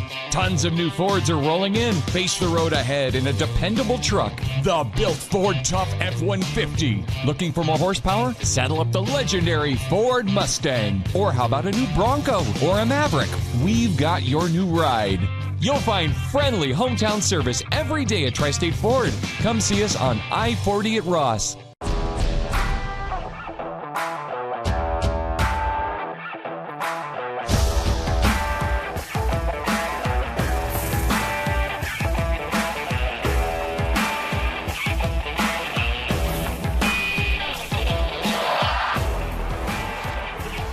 The best tailgates start with the best beef, and the best beef starts with Market Street. Market Street, where we do beef the best. And the lights are off as we get set to go to the fourth quarter. The crowd gets into it. The Buffs lead it 20-0. First downs 9 for the Buffs, 5 for Midwestern State. 157 total yards for the Buffs 157 yards rushing for the Buffs on 31 carries, 37 for Midwestern on 25. Total yards in the game, 37 offensive plays for Midwestern for 60 yards. The Buffs have 45 offensive plays for 211. And right now the Buffs, again, picked up that first down, getting set to start quarter number 4. You know, I'm looking, Bryce, I mentioned that stat about the last time the Buffs had a shutout. I'm looking at these total yards. This has got to be one of the best defensive performances we've seen. Oh, yes. Definitely by the Buffaloes. And last week was good, too. That was the other thing. Last week was good. Right now, this is really good. 20-0, the Buffs with the lead. And they have the football to start quarter number 4. Kyle Brown in the gun. As the tight end, Shaq Brown, goes in motion, sets on the right side. It's a handoff to McCoy Gay, and he stopped in his tracks, thrown for a loss. Good penetration by Midwestern State. Defensive front. Again, they just keep pushing, and that's the thing is with a 4-man front, so nobody really can double team. And so when you have a linebacker fill a gap or 2 linebackers fill a gap, there's just not a lot of running lanes to kind of get through. The Buffs in this half or quarter would love to have run control offense. There's contact. Should be a flag. That is the case. Brown's going to air it down the far sideline and trying to go to Kenneth Red Jr. He may have injured himself at the end of that play. He went up hard or hit the ground hard after going high in the air. Contact was made by the defensive line, so they'll be offsides against Midwestern. Offside. Defense. Number 99. 5-yard penalty. Second out. You know what I like about Kerry Moore is he is just direct. Yes. I mean, he just keeps it simple, tells you what's up, and then move the chains. Move the ball. Yes, because, Bryce, over the years, whether it's high school or college, we've had some officials who have the gift of gab, right? They do, and he is direct. I like it. Double blitz. Hand off to Smallwood, and Isaiah is drugged down. Good defensive play. Again, there's number 90, Titus Howard. We've mentioned his name a lot tonight. So they had 2 linebackers go up on each end, and so they had a 6-man front. Another linebacker looking to fill a gap, so there wasn't a lot of running room. And so the Buffs really couldn't get a lot on that. It brings up 3rd and 4 for WT.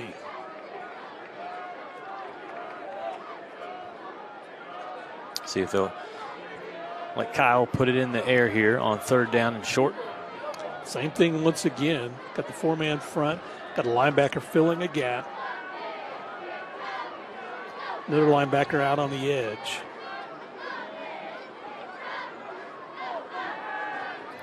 Brown will throw down the middle of the field, incomplete. Intended receiver was Smallwood. That was the right play, too, because he was his hot read. Smallwood, he threw it to a place he thought Smallwood could get to. And Isaiah tried, but credit the defender who was there to push him just off balance a little bit. But he threw it to the right spot. That was a good read, I think, by Kyle Brown. The Buffs have to punt it. This is where things have been interesting, and interesting in a good way for West Texas A&M tonight. Bringing on punter Seth Ford.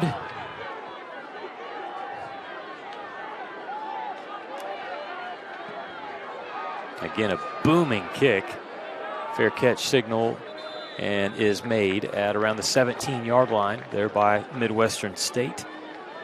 Mustangs, again, you're not out of it, certainly with a lot of time, 13:24 to play in the 4th quarter, but for Midwestern State, you got to start the engines right now. Well, you do. And, of course, last week in their ball game, they were able to score in that 4th quarter. They were able to score 17 points and come away with a victory over Mississippi College. But again, that was at home. They won that 30-17. And so by scoring 17, they kind of got their offense on track, but they have yet really in this contest to feel comfortable offensively. 3 receivers out to the right. They're going to go on the ground. Midwestern State will, and a short 2-yard pickup. Maybe one there for the running back. JT Cavender gets in on the stop. And again, credit our front 3 and our linebackers. They are able to put good pressure. They're reading the run, and so that's what they're trying to do is they're trying to establish the run. We're trying to shut the run down, and so far it's worked in favor of the Buffaloes. Right now the tackling statistics, Jimmy Harrison leads the way with 10 tackles, JT Cavender with 8. And Kobe King has 4 tackles. 3 of his tackles are for loss. Play action play.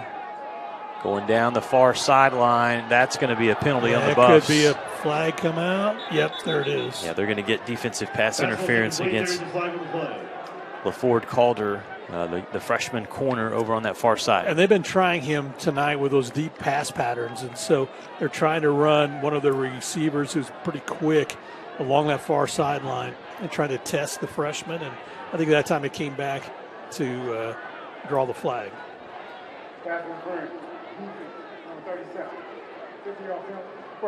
Well, and he's been doing a good job, so far in this game. But remember, the Buffs are without Ty Dillon, the starting corner. Clothes down there, yeah.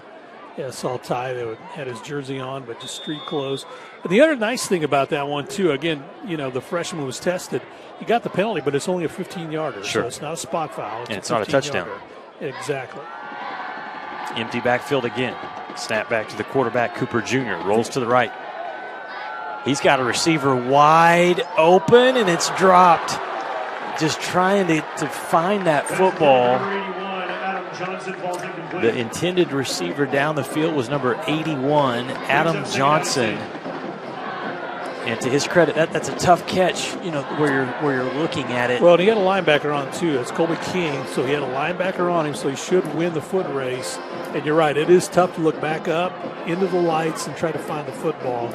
And so again, good pressure applied by the Buffs, but we know that James Cooper has a good arm. I mean, he could throw it out there. Well, and in the second half, Bryce, first half you could say, well, they're not even really testing. They're trying to go down the field. Right. They've done that in the second half. In the second half, they definitely have. They're just not connecting, and that'll be a penalty movement. Now, that should be offensive movement on that play. See if everybody's in agreement because the right tackle moved first. Yeah, Midwestern's moving backwards. False start.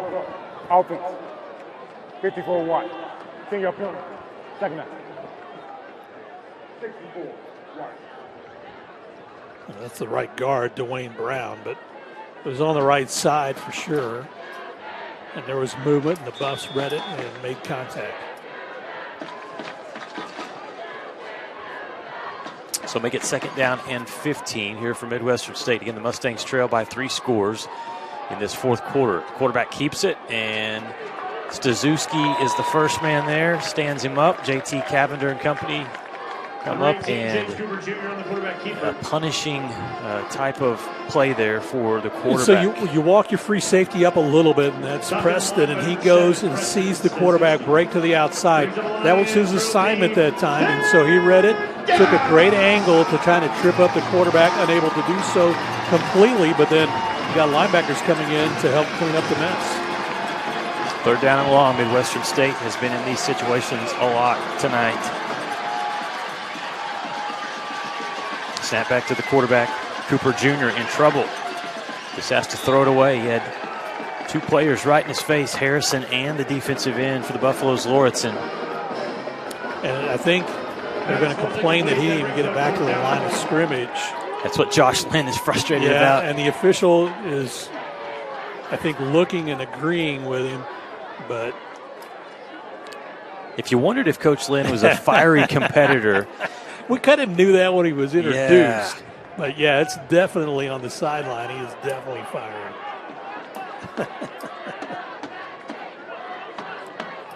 Another punt here for Midwestern State. Sweet will come up, make the fair catch. 3rd downs tonight, Bryce. Neither team very good, but Midwestern State is 2 for 12. The Buffs are 3 for 12. Yeah, and again, nobody has been great tonight, but again, see if we can get a little movement when the offense comes back out. All right. West Texas A&M leading 20-0. Buffaloes have the ball when we come back right after this.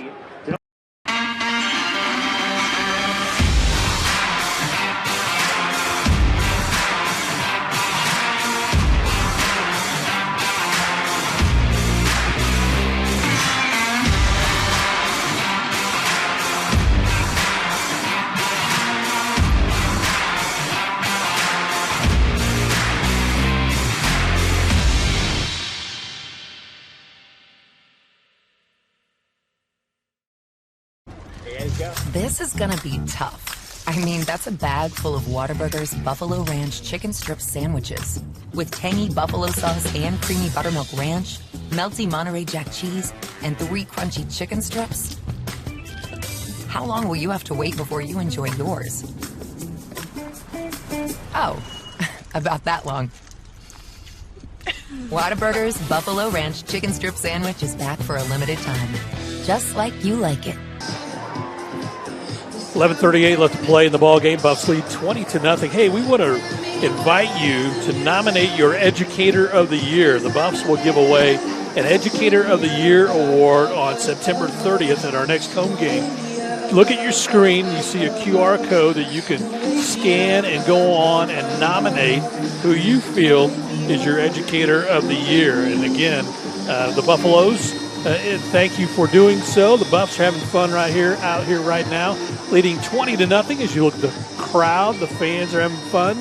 With 11:38 left to play, the Buff offense now out to get things underway.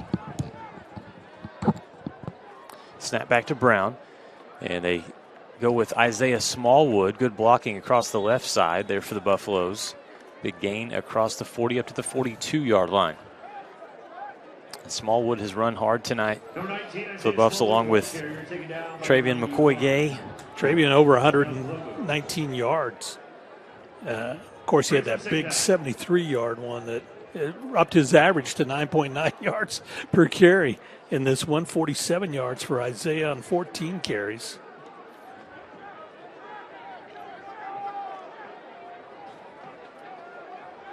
Again, the Buffs are going to milk this play clock. Right now, game clock under 11 minutes left. It's been all Buffaloes tonight, 20-0. And Smallwood squeezes through. Another first down. Nice job that time by the center for the Buffaloes, David Williams, and then the right tackle. That's who he went behind that time. Excuse me, the right guard, Patrick Gray and David Williams. Those guys just opened up a nice sliver for him to slide through and pick up the first down. And Bryce, tonight the offensive line they've brought in different players. Canyon Ives is in right now. It's number 63, a freshman from Denison. So I think you got to be impressed with the job that WT has done for the most part in the trenches. Yeah, they really have. And they're going against a very good, solid defensive line. Late flag, man, that came from the back judge. That came flying. There's a flag on the play.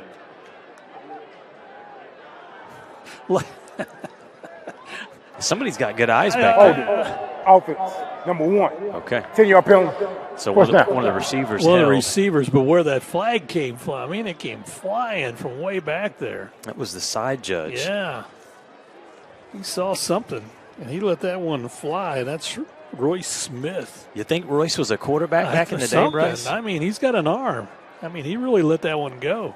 Let Royce try in the timeouts, try to put the ball in the in the barrel. He could do it from 40 yards. He could. Moves the Buffs back. So first down now and 20 for WT.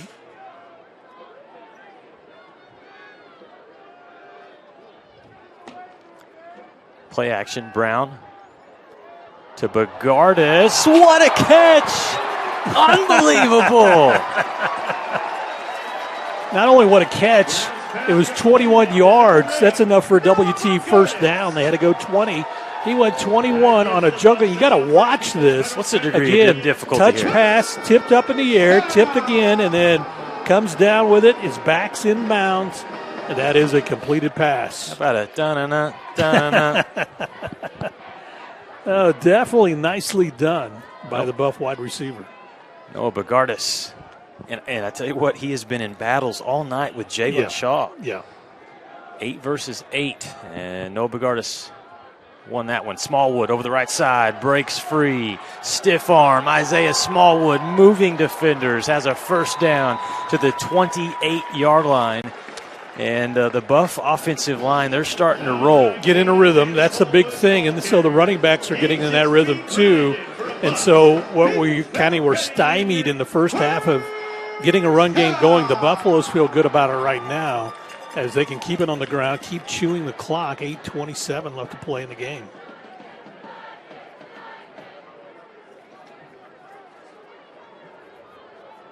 Long look at the near sideline as they get the play sent in. Yeah, this one right now starting to, you can sense it, the Buffs trying to put the nail in the coffin here. Smallwood is going to be stopped initially, though. Yeah, that was good defense. Give credit to number 17 making the tackle, Cameron DeVoe there. Again, don't know what the play was that was called in. Obviously, it wasn't an RPO. Had it been, that would have been a good chance for Kyle Brown to pull that one out and keep it himself because they were spying on Smallwood and didn't allow him to get anywhere to the outside. He was thrown for a yard loss. And on an RPO that time, the quarterback could have pulled it out and then went to the opposite side, went to the left a little bit. Maybe had a couple of yards he could have picked up going in that direction. Second down and long. Kyle Brown in the gun waiting for the snap. Midwestern State showing pressure. They bring blitz in. Isaiah Smallwood runs right past it and gains yardage close to the 20 there. You're going to mark him down at the 21-yard line, so it'll set up third down and short. Nice run off the left side of the line that time. Smallwood will come out, get a breather. As he does what he needs to as Trevarian McCoy-Gay comes back in. Third and short. Buff's got to get to the 18 for a first down. Clock continues to run under 7 minutes left to play. Yep, keep that clock ticking. 6:45 and counting. McCoy-Gay, the running back, to the right of Kyle Brown. Handoff over the left side. McCoy-Gay going to keep running hard. He's got a first down to the 15, still going down to the 13-yard line. That's an 8-yard tough run there for TMG. Yeah, nice job that time again off the left side of the line. And he looked up and looked for number big 63, Kenyon Ives, and he just kind of followed him and went across the line and then back to his right to continue to move the chains. Buffs can't pick up a first down without scoring a touchdown. They mark this at the 13-yard line. Get to the 3, they can get a first down. Two receivers out to the left. Now they bring Sweet in motion. Stay on the ground with McCoy-Gay. This time, Midwestern State was ready for it. Trying to strip that ball free at the end of the play was Braden Robinson, one of the linebackers. Still pick up 2. Got to still move forward. Number 33, Trayvon McCoy. Coming up on 5.5 minutes left to play. Gets down to the 11-yard line. Buffs lead at 20-0. Looking to move to 2-1 on the season. And 1-0 in Lone Star Conference play. And if you're Midwestern State, after last week after scoring 30 points, 17 in the fourth quarter, you're scratching your head tonight and wondering where the offense has gone. This is McCoy-Gay up the gut again to the 7-yard line. If you're Midwestern State, you got to be pleased with the way still, even though you're trailing 20-0, your defense has played hard tonight. They've played well. And so the Buffs haven't really been able to exploit a lot. The short fields on special teams have been the difference in this one. But your offense just cannot get in sync, and that's what's been a big difference for tonight's ball game. And so credit the WT defense. They have played extremely well as well.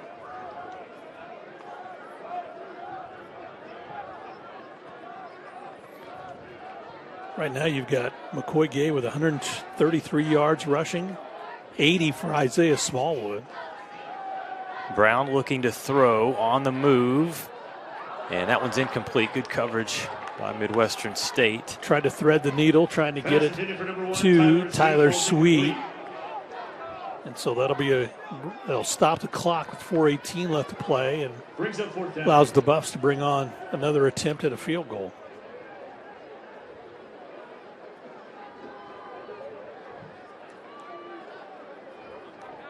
And again, Preston Gregg has done a nice job in special teams as well, not only putting through field goals tonight, but also on kickoffs. This one's up, and it's through the upright, so make it 3 field goals for Preston Gregg, and the score is now 23-0. West Texas A&M leads Midwestern State. We're back after the timeout here on the Lone Star Conference Digital Network. This isn't just any burger run. This is a burger run for Whataburger's Sweet and Spicy Bacon Burger. 2 fresh all-beef patties with melty cheese, grilled onions, crispy bacon, and sweet and spicy pepper sauce. 1 for you, 1 for him, and 1 for your unofficial roommate, Brad. Always order an extra. For Brad. The all-time favorite sweet and spicy bacon burger from Whataburger. Just like you like it. Since 1910, WT and the Department of Agricultural Sciences has provided high-quality education to the students of the Panhandle and beyond. At WT, professors know me and are committed to my success. If you want to get an ag industry job, WT is where you need to be. I don't want just a job and a paycheck after graduation. I want a career where I can make a difference. WT invested in my career. I intend to pay it forward.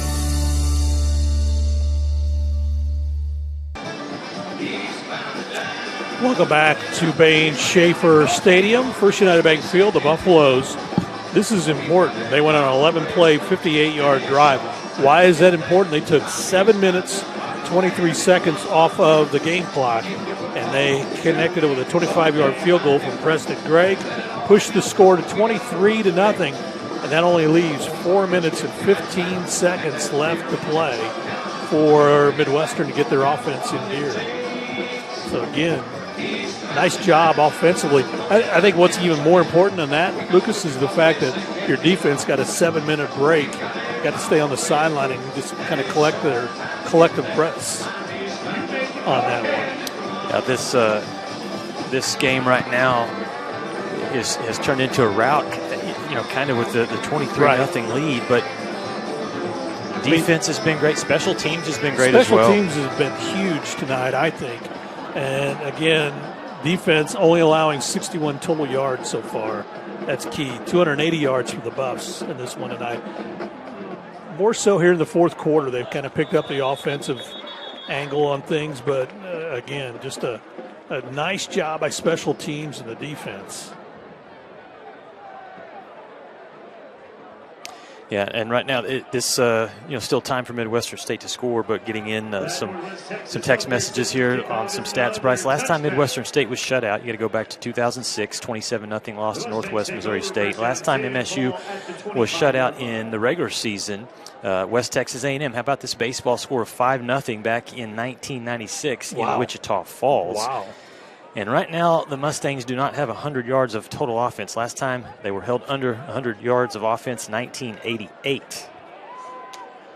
This is a throw to the outside, incomplete. That was a rocket that time, too. Even if the receiver was able to pull that one in, it was intended for Brandon Forrest. I mean, his hands would have been burning up trying to catch that one. Yeah, really credit the Buff defense. They have kept Midwestern's offense just out of rhythm all night long.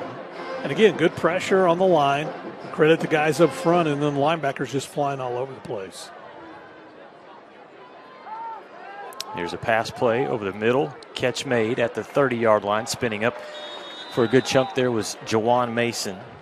Pass completed to number 9, Jawan Mason. And really a nice play playing center field that time. David Jeffrey came up and was able to make the stop from his corner position. He was kind of watching the quarterback to see where he was going to go with the football, and then came up and made the stop. They got the first down, but again, kept the gain minimal. Throw across the middle. Great tackle. Coming up for the Buffaloes on the stop was David Jeffrey, the defensive back. All right, Bryce, I'm going to let you finish this one off, and we'll talk to the Buffaloes after this one. Looks like it's going to be a nice victory here for WT, right now leading 23-0. 3:19 left to play in this ball game. Here's a handoff. No quarterback keeping it. Cooper will get close to the first down marker, but they'll stop him about a yard short, so they'll bring up 3rd down and 1 as they'll mark it at the 44-yard line. Clock continues to run, under 3 minutes now left to play. So here's a handoff straight ahead, and that'll be enough for the first down on the carry, as Jalen Marsh able to get across the sticks and move the chains. As he gets out close to midfield, they'll mark it at the 49-yard line. Of course, trying to hurry up. Cooper brings everybody up. Has 2 wideouts to the near side, 2 to the far side. Marsh is his lone setback. He'll drop back, 3-step drop, looks, goes over the middle. As a receiver, kind of threw it in between 2 receivers. That's going to be incomplete. So the Buffs secondary kind of had that one read, and so they were able to make a good impression on the receivers as they tried to cross toward the middle. Makes it 2nd down, 2:22 left to play. Again, 2 wideouts. Now we'll change it up. 3 wideouts come to the near side, 1 to the far side. Cooper back to pass, looks, goes over the middle, and throws that one out of bounds. That wasn't even close. Pass intended for number 15. So try to get it to Najee Ellis. And we watched Najee warm up in the game tonight. Najee has great speed, but that one was so far out of bounds. I mean, it wasn't even a good attempt for Najee to pull that one in. And the bad thing about it is he goes to the sideline limping. I think he's cramping up more than anything else, but the trainers will attend to him. He's a speedster. 2 wideouts left, 2 to the right. Same formation. 3rd down and 10. Ball at the Midwestern 49-yard line. Cooper back to pass. Pressure goes up over the middle. That one's caught. That'll be enough to move the chains inside the 40 to the 39-yard line. So that'll be about a 12-yard pickup. So Midwestern approaching 100 yards offense in the ball game. 2 minutes left to play. Clock runs. Cooper in the shotgun. 2 wideouts left, 2 to the right. Back to pass, quick release, and that one goes through the hands of the intended target.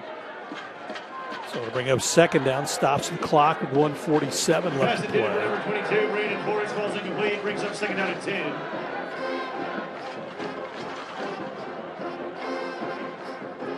23-0, the Buffs with the lead. And 1:47 left to play. The Buffs will go 2-1 and 1-0 in conference play. Cooper in the shotgun. 3-man rush. Delayed rate. This one's going to be caught, but tripped up quickly as soon as he caught it. As they got it to Adam Johnson. But he was tripped up, and they only picked up 2 yards on the completion. Keeps the clock running under 1:30 left to play. Send 3 receivers to the far side as they're on the near hash.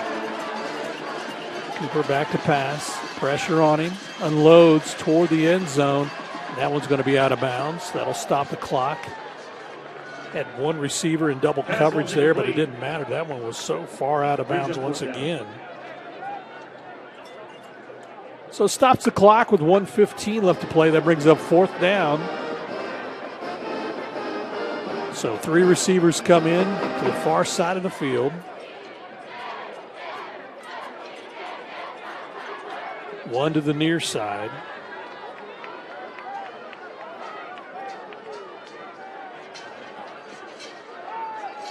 Cooper back to pass on 4th down, has to get rid of it. Pass is caught. Enough for the sticks. Another hard hit, but nice catch for Midwestern as Brandon Forrest connects with that one. Stops the clock with 1:09 left to play. Buffs will have to wait. Official will call a timeout as we'll have to shuffle in defensive linemen. Kind of slow coming out is Hayden Jansky. So the Buffs will shuttle in some new defensive linemen, put pressure on. They start the clock with 1:04 left to play.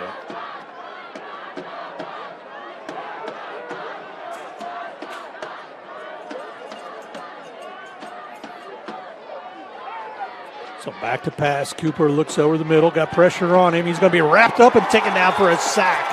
And coming in to wrap him up is Goo. As Antonio Iwagu comes in and makes the sack and runs him back for a loss of about 7 yards. So 2nd down and 17. 24 seconds left in the game. More pressure applied. And this time another sack. That'll be another 2-yard loss. And coming up to make that stop is Obi-Wan. And so instead of 99, it was 95. Sosa Sakimi comes up and makes the stat. Here's going to be the last play. Clock has run out. They're going to go for the end zone, and that is going to be knocked out of bounds, and that is going to be the ball game as the Buffs win this by a final of 23-0. Again, nice job by the Buffaloes as they are able to come away with an important Lone Star Conference victory here at home, winning 23-0, and they improved to 2-1 on the season, while Midwestern falls to 1-2 on the season. Of course, sets up, as Lucas talked about, the game next week as we'll head down to Odessa to take on UT Permian Basin. And so we'll show the scoreboard here in just a little bit of what they did tonight or this afternoon in their offensive explosion. But the Buffs pick up a big win by a final of 23-0. We'll take a timeout. We'll do so, and we'll be back right after this on the Lone Star Conference Digital Network. Energy is a glowing sphere of hot gas. It's an ocean of air. And at Excel Energy, we make it safe.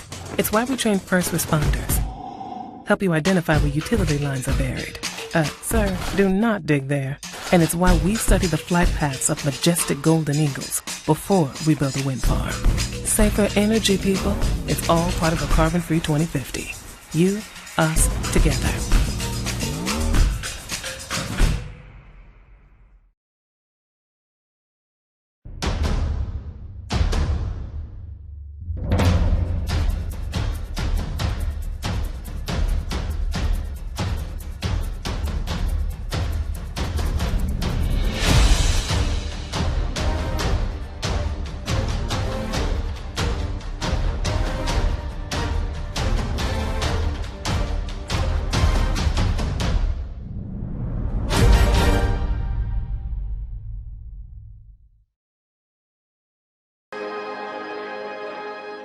Welcome back to Bain Shaver Stadium, First United Bank Field. The Buffaloes win this one by a final of 23-0, and do a nice job to come away with an important Lone Star Conference win. And so in doing so, the Buffs are able to move to 2-1 on the season, and again 1-0 in Lone Star Conference play. We're waiting for Lucas Kinsey as he gets set for a post-game interview with Jimmy Harrison. And so what we want to do is get set to go down to the field and get a chance to talk with Lucas Kinsey as he has Jimmy Harrison standing by. Make sure we get our camera in position, getting ready to go. And so while we're waiting, can we go to the Lone Star Conference scoreboard real quick? Can we pull? Nope, we can't pull that one up yet. Okay, so we can't do that as well. But a big win for the Buffs. Let's head down to the field and visit with Lucas Kinsey. Let's go down to the field. Lucas? All right. Welcome back to Buffalo Stadium here, visiting with one of the defensive stars of the game, Jimmy Harrison. Jimmy, Buffs get a big win tonight over Midwestern State, 23-0. You win in the Lone Star Conference opener. This was all about the defense. A shutout. It's been a long time since the Buffs had a conference shutout. Talk about the mindset of this defense coming into this game against Midwestern State. You know, our mindset's the same every week. We go 1-0 every play, every day, and they're exactly who we thought they were. Like, we had a really good game plan coming in. So, Jimmy, one of the very talented linebackers on this squad, J.T. Cavender, Josh Baird, Kobe King. You guys have been making a lot of plays, but I want you to talk a little bit about your front three. They've been doing a great job as well tonight. Guys like Goo and other players up there on that front, Lauritsen. Talk about what those guys do making your life easier. Yeah, those guys are the warriors, man. They're the guys that sometimes go unnoticed because, you know, the reason why we're making all the tackles is because of them. They're taking up the double teams, you know. They're big guys, and they're letting us come free. We're not even being touched just because of those guys. So I definitely love those guys for sure. Double-digit tackles tonight for Jimmy Harrison. Talking to him, Jimmy transfers over from Nebraska Kearney. Talk a little bit about your process coming over to a new spot here at West Texas A&M following your head coach, Josh Lynn. What has that been like for you as kind of immediately being thrust into one of the leaders for this defense? Yes, sir. And I was kind of honored I got selected to be a leader, but the adjustment has been pretty easy because, you know, football is exactly the same for me, so the only adjustment for me was outside of football, so it's been an easy process for me. Again, the Buffs get the big win tonight, 23-0. Talk about the crowd. They were into it from the beginning, I think a lot in part because of those big hits that you guys were providing. Yes, sir. I mean, I played in a lot of D2 stadiums so far in my career, and WT is the best place so far. I love it. It's the best place to play, so. Jimmy, congratulations on the big win. Go celebrate with your teammates. Buffs on the road next week. See if we can keep this conference streak going. Sir, thank you. All right. Jimmy Harrison visiting with us. We'll get Coach Lynn to come on in and visit with me here as the Buffs get the win, 23-0, defeating Midwestern State. Coach Lynn, congratulations, 23-0 victory. And I'm going to throw out some numbers for you, and you can brag on your defensive coordinator, Levi Gallus. First time WT gets a shutout in conference play since 2012, which was against Abilene Christian. Last time that Midwestern State was shut out in a conference game, you got to go back to before I was even in college. Back in 1996, Midwestern State lost to the Buffaloes 5-0. This was a tremendous performance tonight. Absolutely. Defense played lights out, man. I cannot be happier for those guys, man. They're physical. They come to work every day. Those linebackers are like little pests, and they're all over the place, and they're fun to be around. They work hard, and it's just a great defensive effort tonight. It was all phases. Now, it's the D-line, it's the linebackers, it's the secondary. Coaches put them in great schemes, and extremely happy with that unit tonight. Your defensive coordinator, Levi Gallus, I mentioned this during the broadcast. He spent time with you at Nebraska Kearney, but he was also familiar with Midwestern State going back to you guys, your time at Eastern New Mexico. Just have a really good game plan. Is that what it came down to, and execution? Yeah, execution, and, you know, they're a lot like us. They're trying to figure things out offensively. And we knew that they had a really good rushing attack last week, and we knew that we had to shut down the run. And that was kind of the primary focus, and that's what they built on. And, you know, our defensive backs did a good job in man-to-man coverage tonight. And, you know, you do that, you know, you can do a lot of things defensively.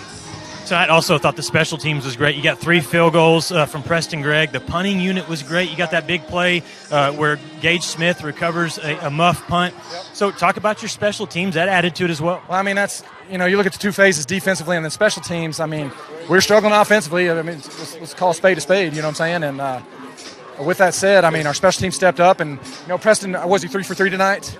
And and that's good to have a good weapon like that. He was going tonight, and that helps us offensively. You got a spark from Kyle Brown. You brought him in at quarterback and made some plays, through a touchdown to Cosper there in the second half. But it seemed like late, not only with Kyle, but also with the offensive line and the run game, you finally got things going and finished strong. Yep.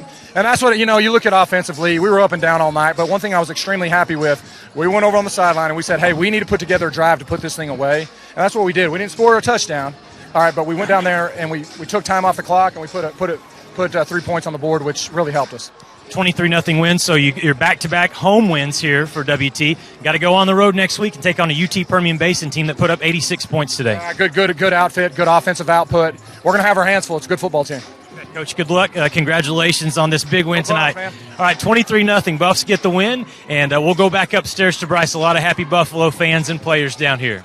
Well, thank you very much, Lucas, and for good reason with that 23-0 shutout over a rival, Midwestern State, and more importantly, it's a win in the Lone Star Conference. That's huge as we start conference play. But what really sticks out is he talked about 56 offensive plays for Midwestern State, held to 103 yards, running and averaging 2 yards per play. The Buffs are able to hold them for under 2 yards per offensive play in tonight's contest. And the Buffs finish up with 280 yards for this ball game tonight. Trevarian McCoy-Gay, 133 yards this evening. Isaiah Smallwood had 85 yards and a touchdown. Also, Ryan Cosper got a 18-yard touchdown reception, as Kyle Brown was 3 of 10 passing for 59 yards. Cannon Gibson 4 of 7. So the offense wasn't a big spark, but they did great things at the end. And again, the big key was they're running out the clock. There was 7:53 on that last drive where they got that field goal. Took so much time off the clock, did not allow Midwestern to have a lot of clock to work with. So a big win tonight. Buffalo's win it 23-0. Get set for the road game next week as they travel to Odessa to take on UT Permian Basin. And so another important conference matchup. That will be very important as we get set for that one as well. Big thanks, as always, to the Thunder Vision crew for bringing such great pictures in tonight's contest. You got to see the hard hits, and again, those were big in this one tonight as well. Until next time, thanks for watching right here on the Lone Star Conference Digital Network.